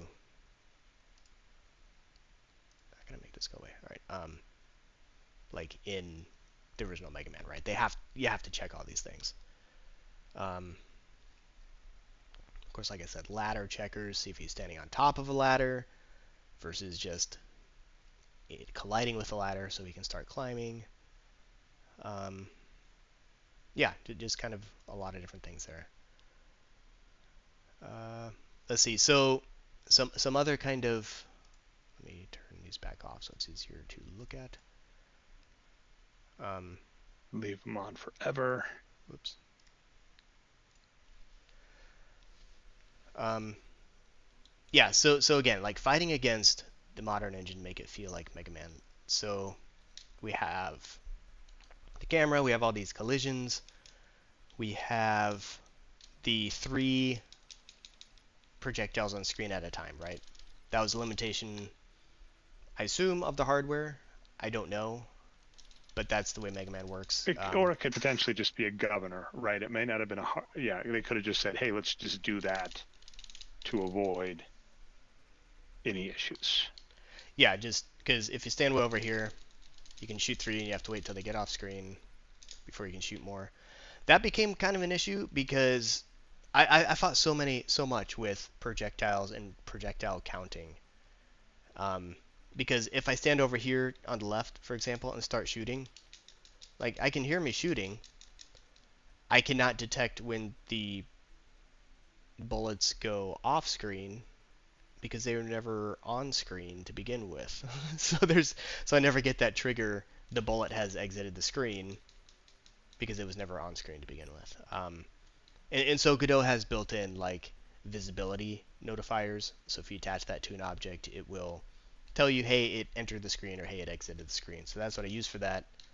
Except for this edge case where it's never on screen to begin with. And to be honest, I don't remember what I do with that. But it was something that had to be solved. This was especially a giant pain for the Jupiter orbit because And the Jupiter orbit, that's the weapon that you throw out and then it like spins around and then goes off.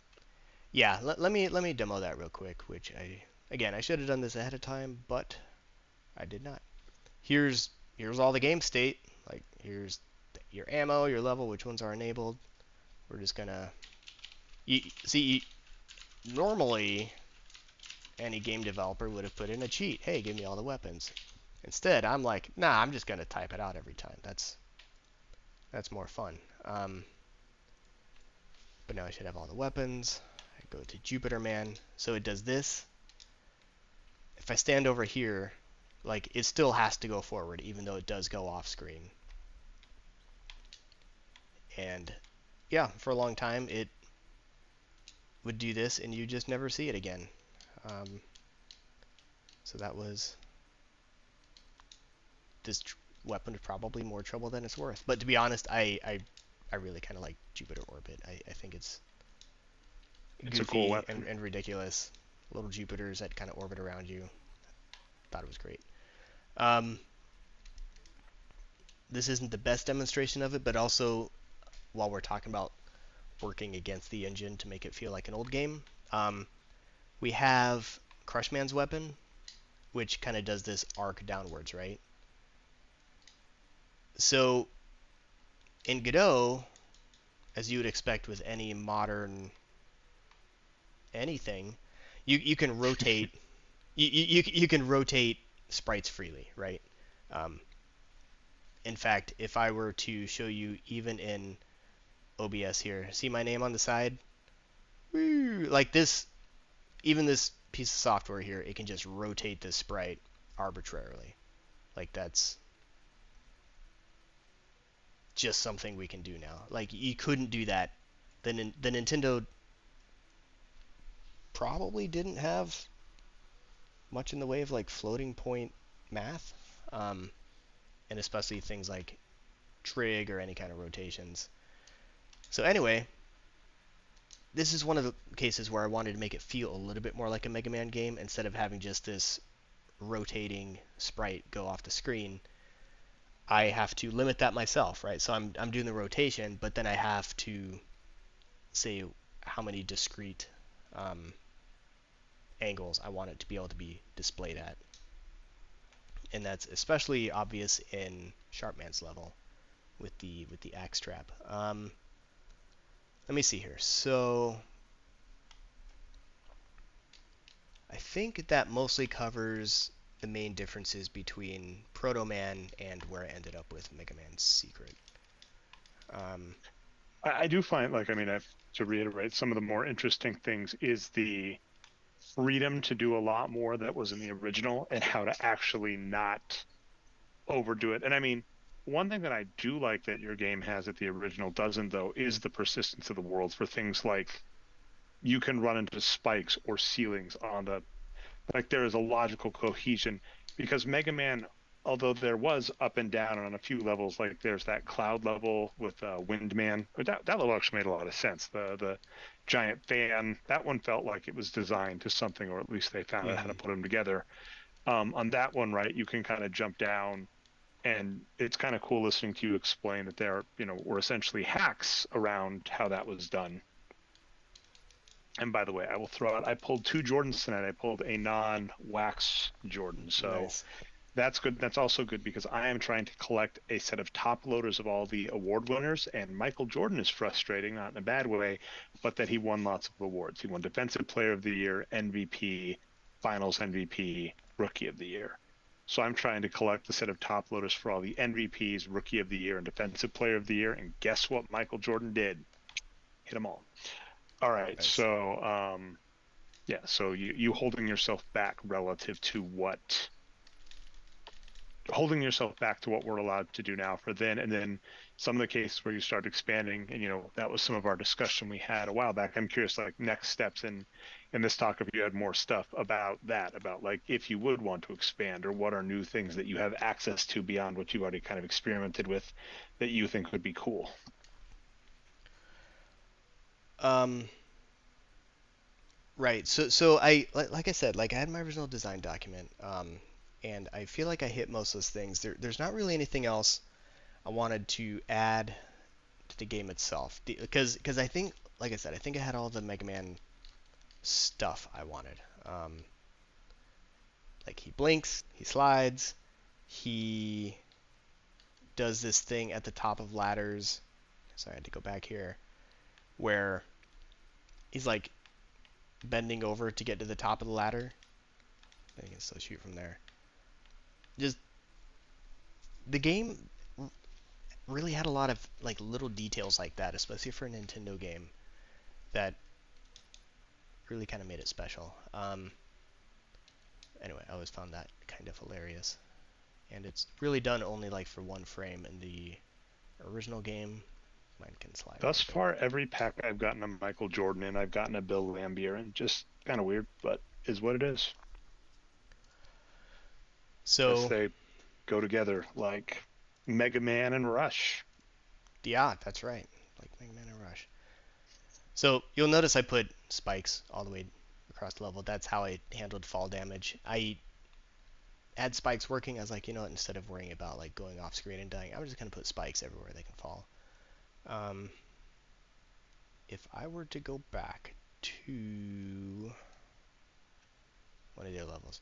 All right, so that's the kind of mechanics of Mega Man Secret, especially versus Proto Man. These, like I said, all these bugs kind of came out while in development. Happened over months getting it working the way it is as I developed the levels.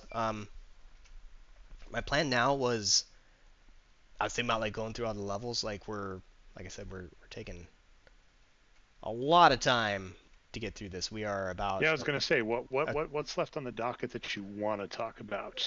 well, we're only about a quarter of the way through my notes because this is all just supposed to Holy be cow, like really? this is all supposed to be like, all right, here's I like don't the want to be design too doc. mean in terms of like estimating because you've had a lot of stuff to go through. But you can always make a two-parter. I mean, this is fun. I don't even mind doing what I'm doing here, Hmm. where I'm like just unpacking in the background and randomly bragging about, oh, I got a Jordan or whatever. Especially this kind of like lines up nicely with my feed in that you were actually there for one of the earlier ones where I had only had about 25% of the set. So I'm on nerd numbers, switch.tv/nerd numbers. Sorry, it's just a habit built in, whatever. Um, I'm unboxing a set of 1990 NBA Fleer cards, which covers the 1990-1991 season. And like every card was new, and I had like an anecdote about every player. And I've been doing that like nightly for over a week. I'm kind of proud of that because it's fun, it's relaxing for me. And I got to the point where like, oh yeah, Landon and me unboxed this guy, and I said this about him, flip, or oh, I saw this guy, this flip, or oh, this guy is boring, I already have him. So I'm at that point in the stream where at this point, according to TCDB, I have 86% of the set. Nice. So, which is cool, but it also means that a lot of the cards, even the cool ones, I'm like seen it, seen it, seen it. You know, if that makes any sense. Right. Um, yeah. So I'm not too surprised that part took a while because that was going over like the actual design, um, the like I said, the gameplay mechanics, trying to make it look and feel like a Mega Man game, and so that's kind of where we got to. The rest of my notes are actually about the levels themselves. So like less about making it feel like Mega Man and more about the Mega Man secret itself and kind of the levels and kind of my thought process on why I did them that way.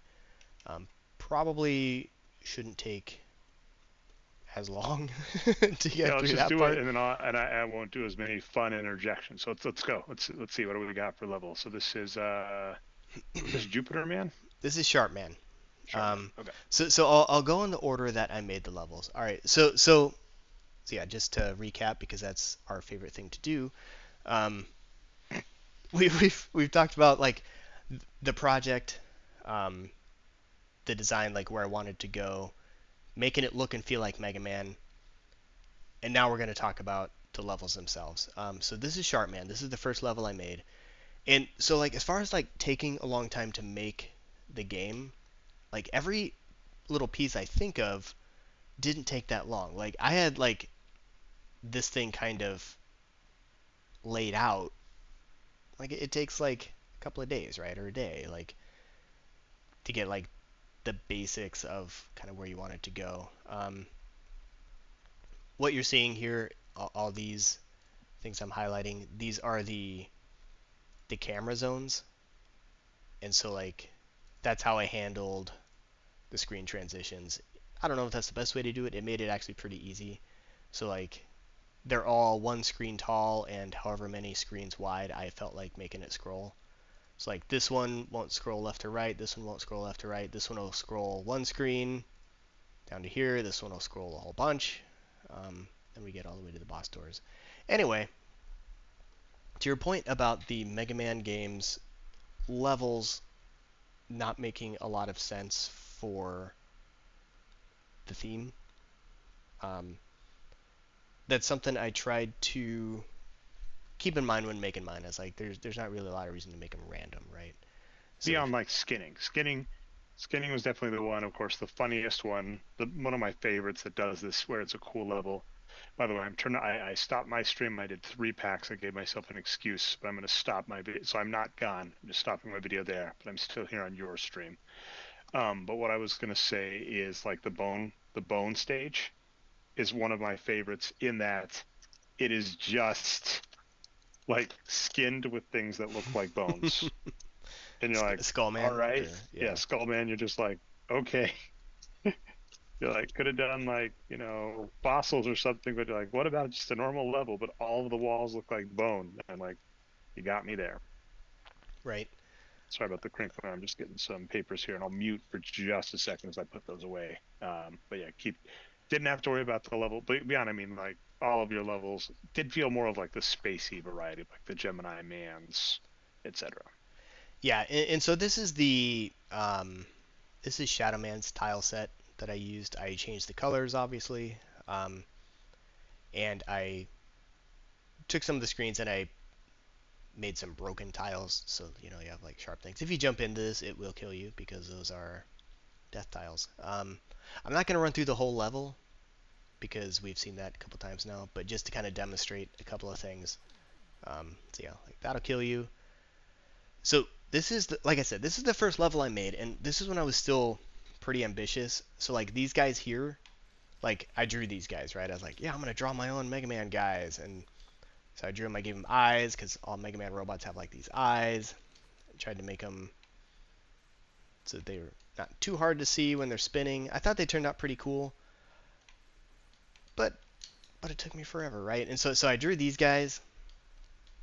I drew this axe. This is what I was talking about with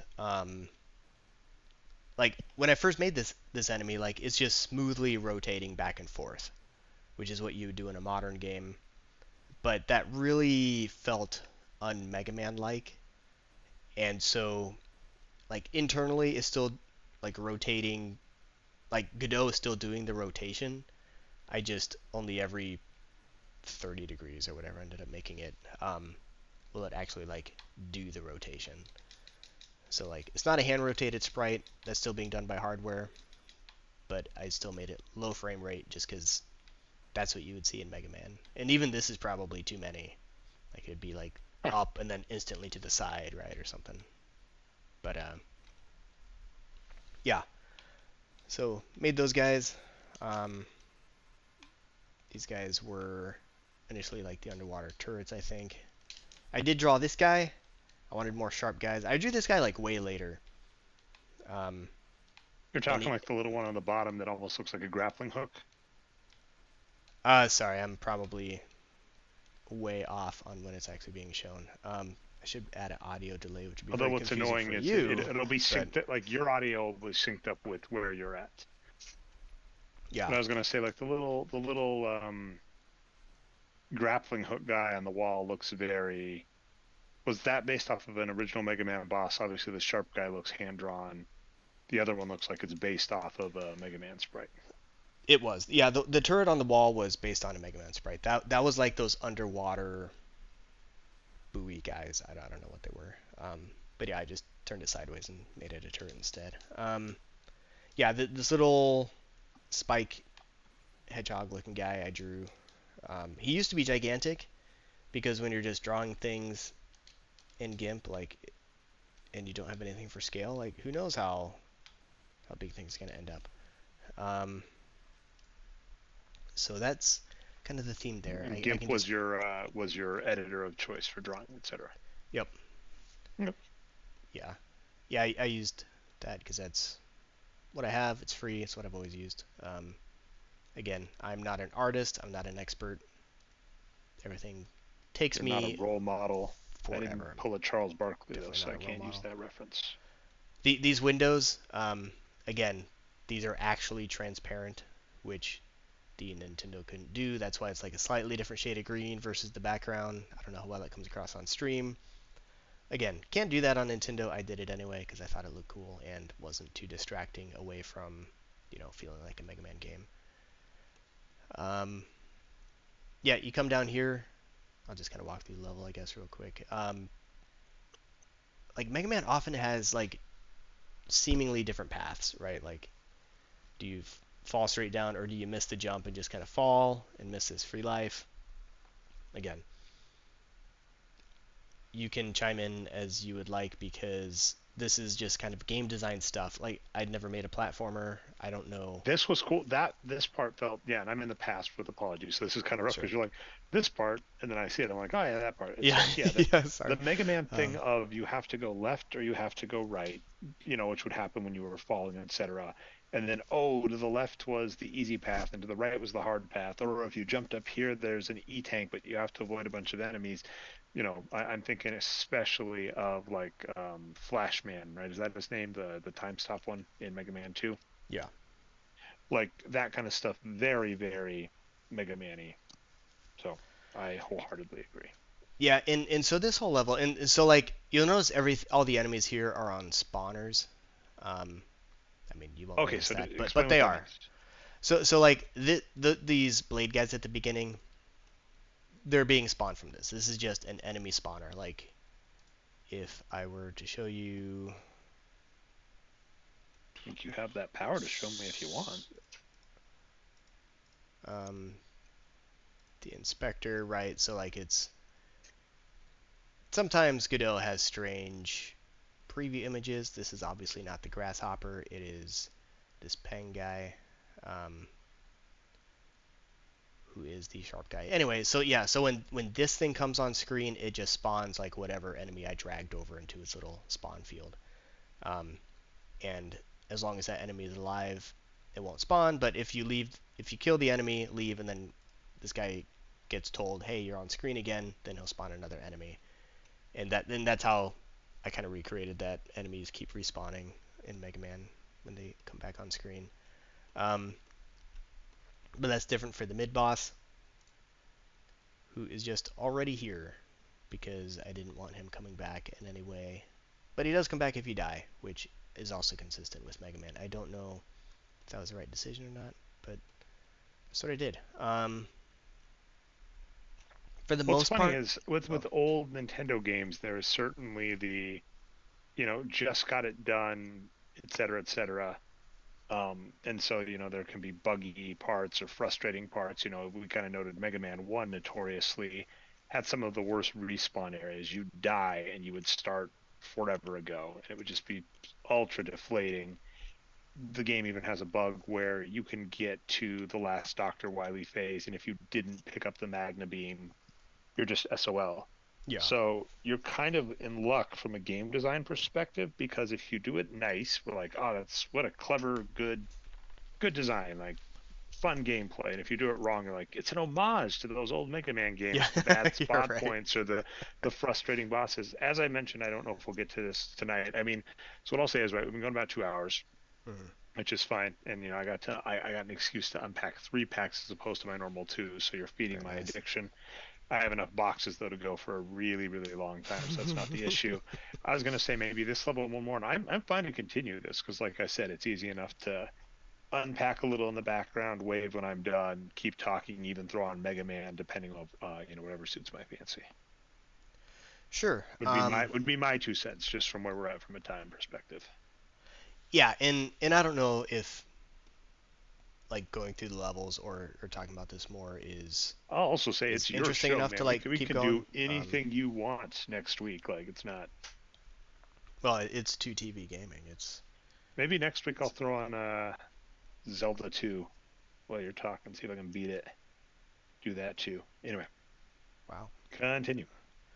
So anyway, yeah, there's not a whole lot to like. I'm not gonna go through like talk about every single jump and tile and ladder and stuff I thought about in this. I The could, tile on the left but is named. that's I was probably going to say, not actually, very sorry, I interesting. will use another excuse. You know me, I like to interject silly pop culture references. One of my favorite movie lines ever that I just like lives rent free in my head is in The Count of Monte Cristo, the remake with, I want to say Guy Pearce, I could be wrong, the guy from Memento. And he's a prisoner and he's like going crazy in a cell and he runs into another prisoner and they try and escape together. And like the other guy breaks into his cell and he like tries to show off how insane he's going. He's like, there are 13,215 bricks in this cell. I've counted them countless times. And the other prisoner who's older and been there longer looks at him and taps his head and goes, oh, but have you named them? So like that, when we're talking about like every brick every time, like, oh yeah, what's that tile's name? Lenny? That tile looks like a Lenny. All right. It, Anyway, it is sorry. it is actually a good guess. There we Um, go. anyway, yeah. So just kind of like standard Mega Man attempted Mega Man design through this, and till we get to Sharp Man, who is this a dumb idea? Um, if I were to go here and again, we're not talking code, so I'm just scrolling through this. Ignore it. Nobody look at the code. I'll Let me ignore the code in change. 30 seconds when it shows up on the screen. Okay, Duly yeah. noted. Wait for it to show up and then ignore it. Okay. Um, all right. So I'm gonna give it a couple seconds for it to catch up, I guess, to you, to me, to everybody. So we can jump straight to the boss and just kind of talk about him a little bit. There's not a whole lot to say. I thought I like Sharpman a lot. I thought he turned out looking pretty cool, and I feel he's the most Mega Man sounding Mega Man boss, right? Because I was a little surprised there wasn't already a Sharpman or even a fan game using a Sharpman, because that just seems pretty generic, pretty obvious. But I thought it was cool. Um,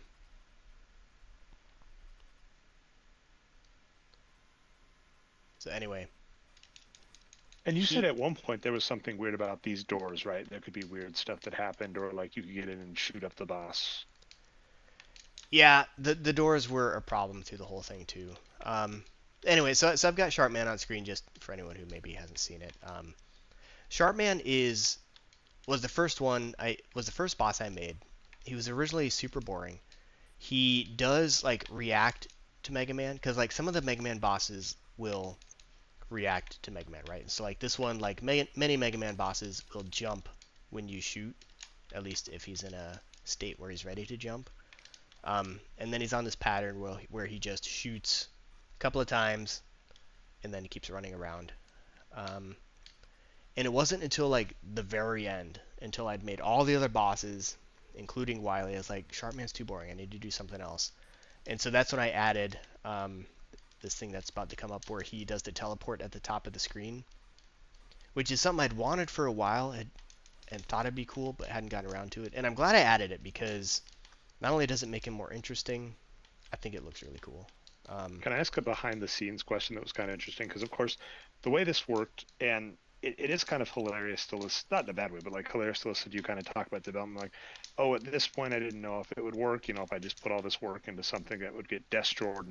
And, I'm certainly, as software developers, this happens a lot. We'll work on something that's fun, it's a cool, work in progress, or it gets 90% of the way there and it never gets like the final flourish. And I think that's always the fun thing or funny thing to realize is how easy it is to develop, how easy and hard it is to develop things, right? How easy it is to mhm. get going and get kind of like a proof of concept, but then when you want the finished product, how hard it is to get across the line. So had me play and demo it like went off without a hitch the first time. I managed to beat it in one night despite forgetting all of my Mega Man knowledge. Like I forgot that you could use rush and all sorts of fun stuff. But then during various parts where I was like, oh, I really like that, or oh, this is cool. Like, how fun was it for you? Like, you mentioned that teleport thing. And I think the first time through when it happened, I was just like, in real time, I was like, oh, that's cool. Like, how fun was that as a developer? When Like you're what? like, I wanted this, I wanted to add the little teleport thing to Sharpman. That's what you said. Mhm. You went to you didn't do it initially, then you go through the floors and you add it, and then like the first time you're watching someone play through your game, it pops up and they're like they're happy and impressed by it. Like that'd be a good feeling, right? So It is a really good feeling. That was like really satisfying. Just your whole part in this whole project has been really really awesome for me. Just because like I didn't know how things were gonna go. Um, I knew you would at least pretend to be nice about it. So it wasn't I like was having a worried. discussion with a friend of mine. I actually have a two-tailed issue Okay. on my criticism. So if this makes any sense, if I like something, I'm like overly nice. Like if something passes the like, so we were talking about like the Mandalorian and Book of Boba Fett, and I'm like, it's good. And people are like, really, it's good? And I'm like, oh yeah, like, Book of Boba Fett was fine. I dug it. It's like as soon as something crosses the threshold to me liking it, I'll be like, it's really hard for me to be mean. And then if stuff's boring, I kind of just am apathetic and won't say anything. And if I hate something, I like really hate it.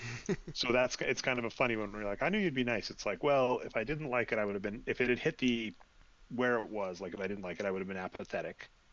I did just say like, yeah, as soon as it gets to a certain phase. But I mean, you went above and beyond, so like it exceeded that. And then if like I hated it, then that'd be weird. Just maybe we wouldn't be friends anymore. I'd just be like, what is this? You wasted an hour of my life. I want it back.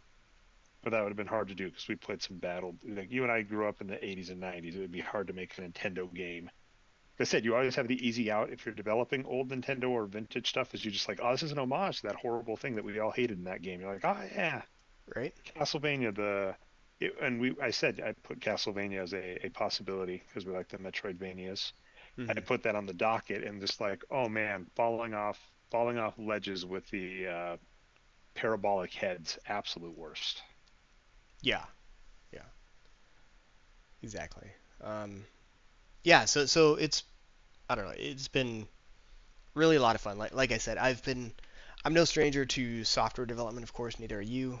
Um, but making something that other people can play and enjoy, or at least play, is it is a really cool feeling. And I think everybody knows. I like my whole life. Like I've wanted to be a game developer, right? And that's not what I do. Um, Again, I assume nobody's gonna mention on stream what I do because can't be doing that. But so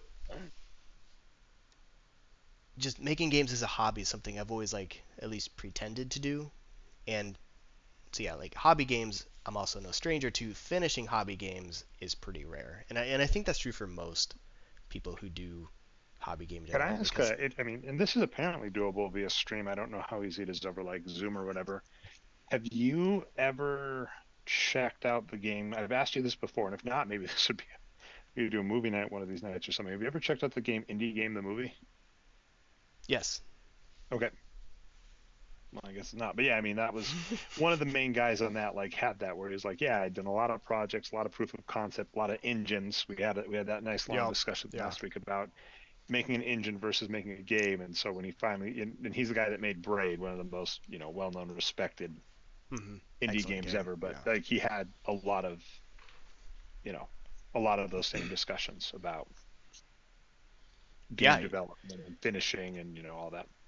It's super hard to finish a project. Like, look at how many Kickstarters are out there that just never get finished, or other projects. If you follow any of the like game dev or indie game development like subreddits, for example, like lots of in progress projects, and people have done amazing things. Like even unfinished projects are worth doing. I would like to point that out. Like that's still something you can point to and say, hey, I did this. I lost steam and moved on to something else or whatever. Like it's still a thing, right? It's still something you created. And I have a lot of barely started projects because it is overwhelming and it does take forever and it is hard to like get that push and put the final polish on it to call it a complete product. There's like I said, there's very few times I've done this. My first was Radical Racers, which you might remember, which which is this overhead racing game. It's like a 2D overhead racing game. I would love to do a stream on it someday, to be honest. Do it. Why not? But but that took me 3 years to make, like so long. Um, so yeah. So when I was thinking I could do this in 4 months, I wasn't totally out of my mind, and I was a little over schedule. Like I said before, like this took a little longer than I expected, and we finished Mega Man a lot faster than I expected. So like it didn't. We had gone through like 2 Metroid games by the time I finally had this for you to play. But uh, but yeah, that's kind of how things worked out. Right, well, I'll say you should get. So you went through any other comments on this specific level because we can comment on that, and then like I said, then we can make the decision. We can continue talking about the other levels. I am curious. I mean, it could even be the point, like if I need to add myself homework, like if you have more specific things you want to talk about, like exact as opposed to going linear, we can do that. I have a couple of things I have questions on, like, some of the design, and we can decide that. I mean, sky's the limit. This time has seemed like it's just working out for me. That I can at Okay. least get an hour. Like as you saw tonight, I got two Mm, hours, but I can certainly get more time for that.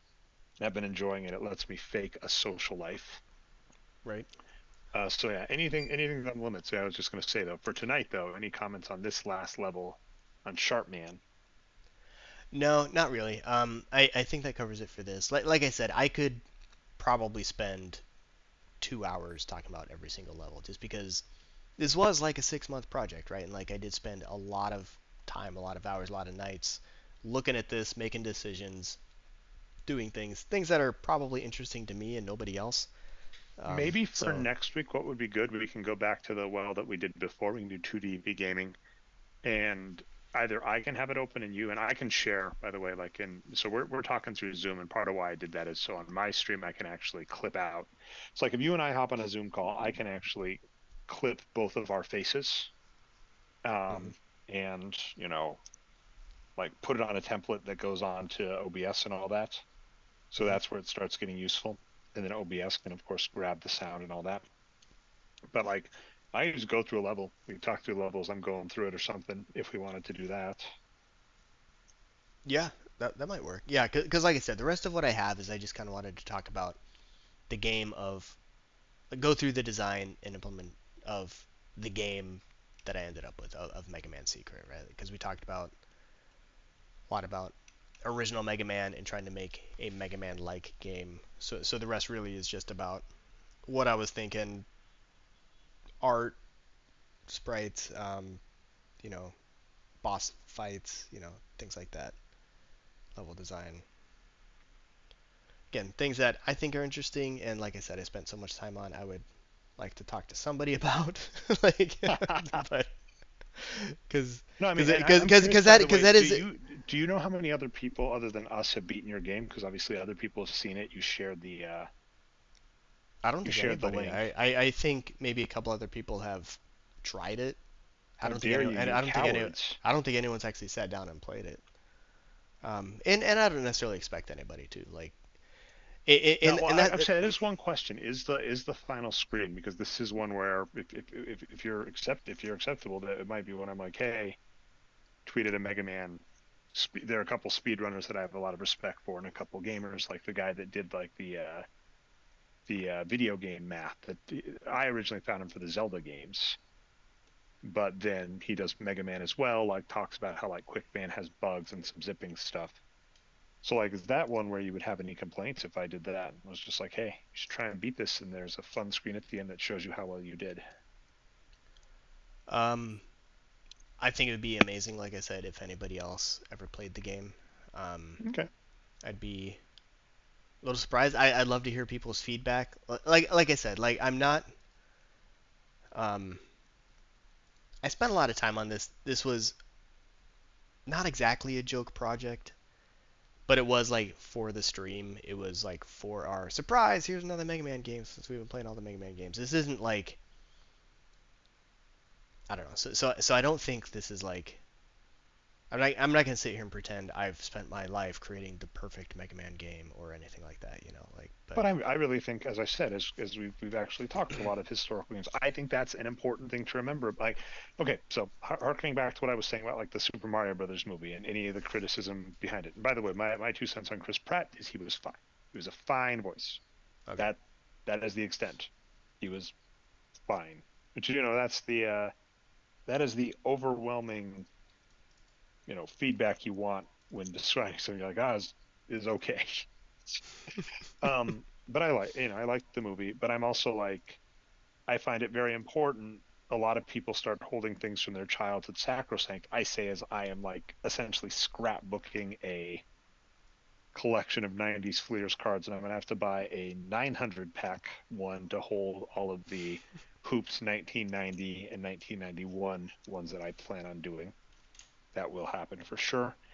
Um, you know, you hold it sacrosanct and don't realize that, it wasn't as perfect, or that there were compromises, or that was obviously built with, they decided to, cut this and this and this out. So I think that, in my opinion, is an important thing to remember, especially when you're developing your own things. Is like there can be this belief of, oh my goodness, this isn't perfect like this other person. Then you actually look into like what they did, and they're like, oh yeah, this was a funny idea I had that I coded on a Friday, and it had these bugs and I didn't like it. And they thought it was cool, and we added it in, and now it's the most popular thing ever. And they're like, all right, works for me. Hmm. That's my feedback there. Two Jordans tonight, man. That's ridiculous. And a Magic Johnson. So I'll take that, by the That's way. that's pretty good. And now, like, yeah, the thrill, yeah, now it's getting to the boring level of, I'm like, one person I was looking for tonight, by the way, was Chuck Person. That is his name, Chuck Okay, Person. Great basketball name, right? Chuck that's Person. pretty good. And what happened with him is he was a rookie of the year I was looking for. So I'm starting to do stuff like that where I'm looking for like kind of random cards for that. And now I'm getting even more random where it's like just a player I don't have in the team, like an eighth guy or something. Like I'm missing card number 73, and I don't know who that is. Someone on the Rockets. So yeah. That's all I got. Looks like we wound All down. right, Channel's starting to wind down. It is midnight your time. Your gremlins have turned, or your Mogwai have turned into gremlins. We'll right, be back yeah. next week, barring something weird, with two TV gaming. Two Any TV any any gaming. plug any plugs you want to get out? Find Landon at landon.landon.com or something. Oh man, I wish. No, just right here, the same Twitch time, the same Twitch channel. Um, yeah, I guess it sounds like probably talk more about the Mega Man secret levels. If only you and I find that interesting, that's fine because that's really all this stream is for anyway. And I'll probably Um, open at least one pack. So maybe we can do that. Maybe I'll start with one pack, not two, because two takes a while. And start with one pack of cards. Then I play through Mega Man Secret. Maybe I'll start, maybe before the stream starts, I'll just get through Sharp Man. And I think that's one of your suggested first bosses, right? Sharp Man. yeah, that's the intended first boss because he takes 2 damage per hit from the regular gun. So maybe just get through that, and then we can go from there. And then any discussions, and if I have questions, back to you, and then I can use those questions as an excuse to why it takes me so long to beat the game, and I don't beat your score Yeah, that might because work. you have the current high score, right? Yeah, that's what we're looking at right now. This is my best recorded run. You put that on Instagram, by the way, so I can like it? Oh, I should do that. Yeah, you should. Didn't Maybe, think about your friends that want to yeah, like your maybe I stuff on will. Instagram, did you? And we are definitely out of steam, and we're doing the wind down. So thanks everybody for watching along. Yeah, yeah. Well, Thanks I mean, anyone. we Uh, saw the wind down, which is fine. I mean, this is, yeah, and like I said, my easy, not even excuse, but just like truth is like, this is me hanging out with a friend in school because we're in different states. It's past dark, so it's kind of hard to like justify going out. And oh my God, I'm old. I don't want to go out. You have to go places, I'll talk uh, to I'll I'll, people. I'll stream the rest of Mega Man Secret development from the local bar, and Wait, what? it'll be a great time. See, I'm gonna do both. I'm gonna do this and go out, You do you, man. and It's yeah, your life. I'm gonna It's do now or everything never. all at the same time. I ain't gonna live forever. Everything, everywhere, all at once. And we got more movies to talk that you should watch, right? You should definitely watch what you call Glass Onion if you haven't.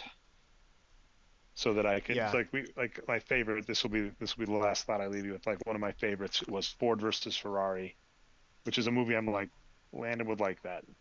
I kept bugging you to watch it, and it was worth it. Like it was totally worth it. I liked it. You liked it.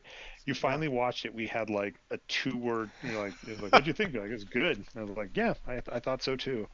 And that was the discussion. And part of the issue is in the time that it took you to watch it. Actually Jeff May of all people, he did a podcast with Adam Todd Brown on it, and neither of them like thought they would like it, so they like went in blind. and then like did a whole podcast on it. So I was like, man, I'd really like to talk about that. Two people I liked had a podcast on it, and I was like, yeah, I'm good. Like, and you watched it, and we're just like, Uh, you're like, I yep. thought it was good. I was like, I too thought it was good. We're like, the end. Good, That's good. true. That is how that went. I didn't realize they had a podcast on it. I'll have to listen to He's that. been around Um, forever. I mean, that's how I got I into know. that. Yeah. And yeah, the next podcast coming up with him, I'll spit that out. Patreon.com/Jeff May for the one person here. That and anybody that watches reruns, which is starting to happen. I mean, as we just get regular content out, people actually do watch, which is kind of wild. That's awesome. Um, but what I was going to throw out is Patreon.com/Jeff May. I do the nerd podcast with him on there, and the next topic is going to be Magic the Gathering, the card game. Oh, very nice. So Yeah, that should I be fun. after you were talking about the Star Wars cards, with the podcast you did with him, I did dig out all my Magic cards, um, and with that, like my X-Men cards and kind of whatever else I could find. I couldn't find my Star Wars cards, so I don't think I have them here, but I do have all my Magic cards. Um, those are always fun to kind of go through once in a while. But yeah, so I look forward to that. That sounds And awesome. just checking, I was going to say I'm actually going to do this regardless, just because I think it's cool. But have you read the tick yet, or listened to the tick yet? And if not, I can send it to you first, and you can read it because I really do enjoy the classic tick. If if you wanted to send that to me, I would totally read it. I have not listened to the podcast yet for that reason because like Okay, I keep thinking I'm gonna get around, but I haven't yet. I'm going to just order it for, and I mean it's a quick read. That's the good thing. So, and it Awesome. will definitely be an interesting thing where, as with lots of stuff, the tick is dated.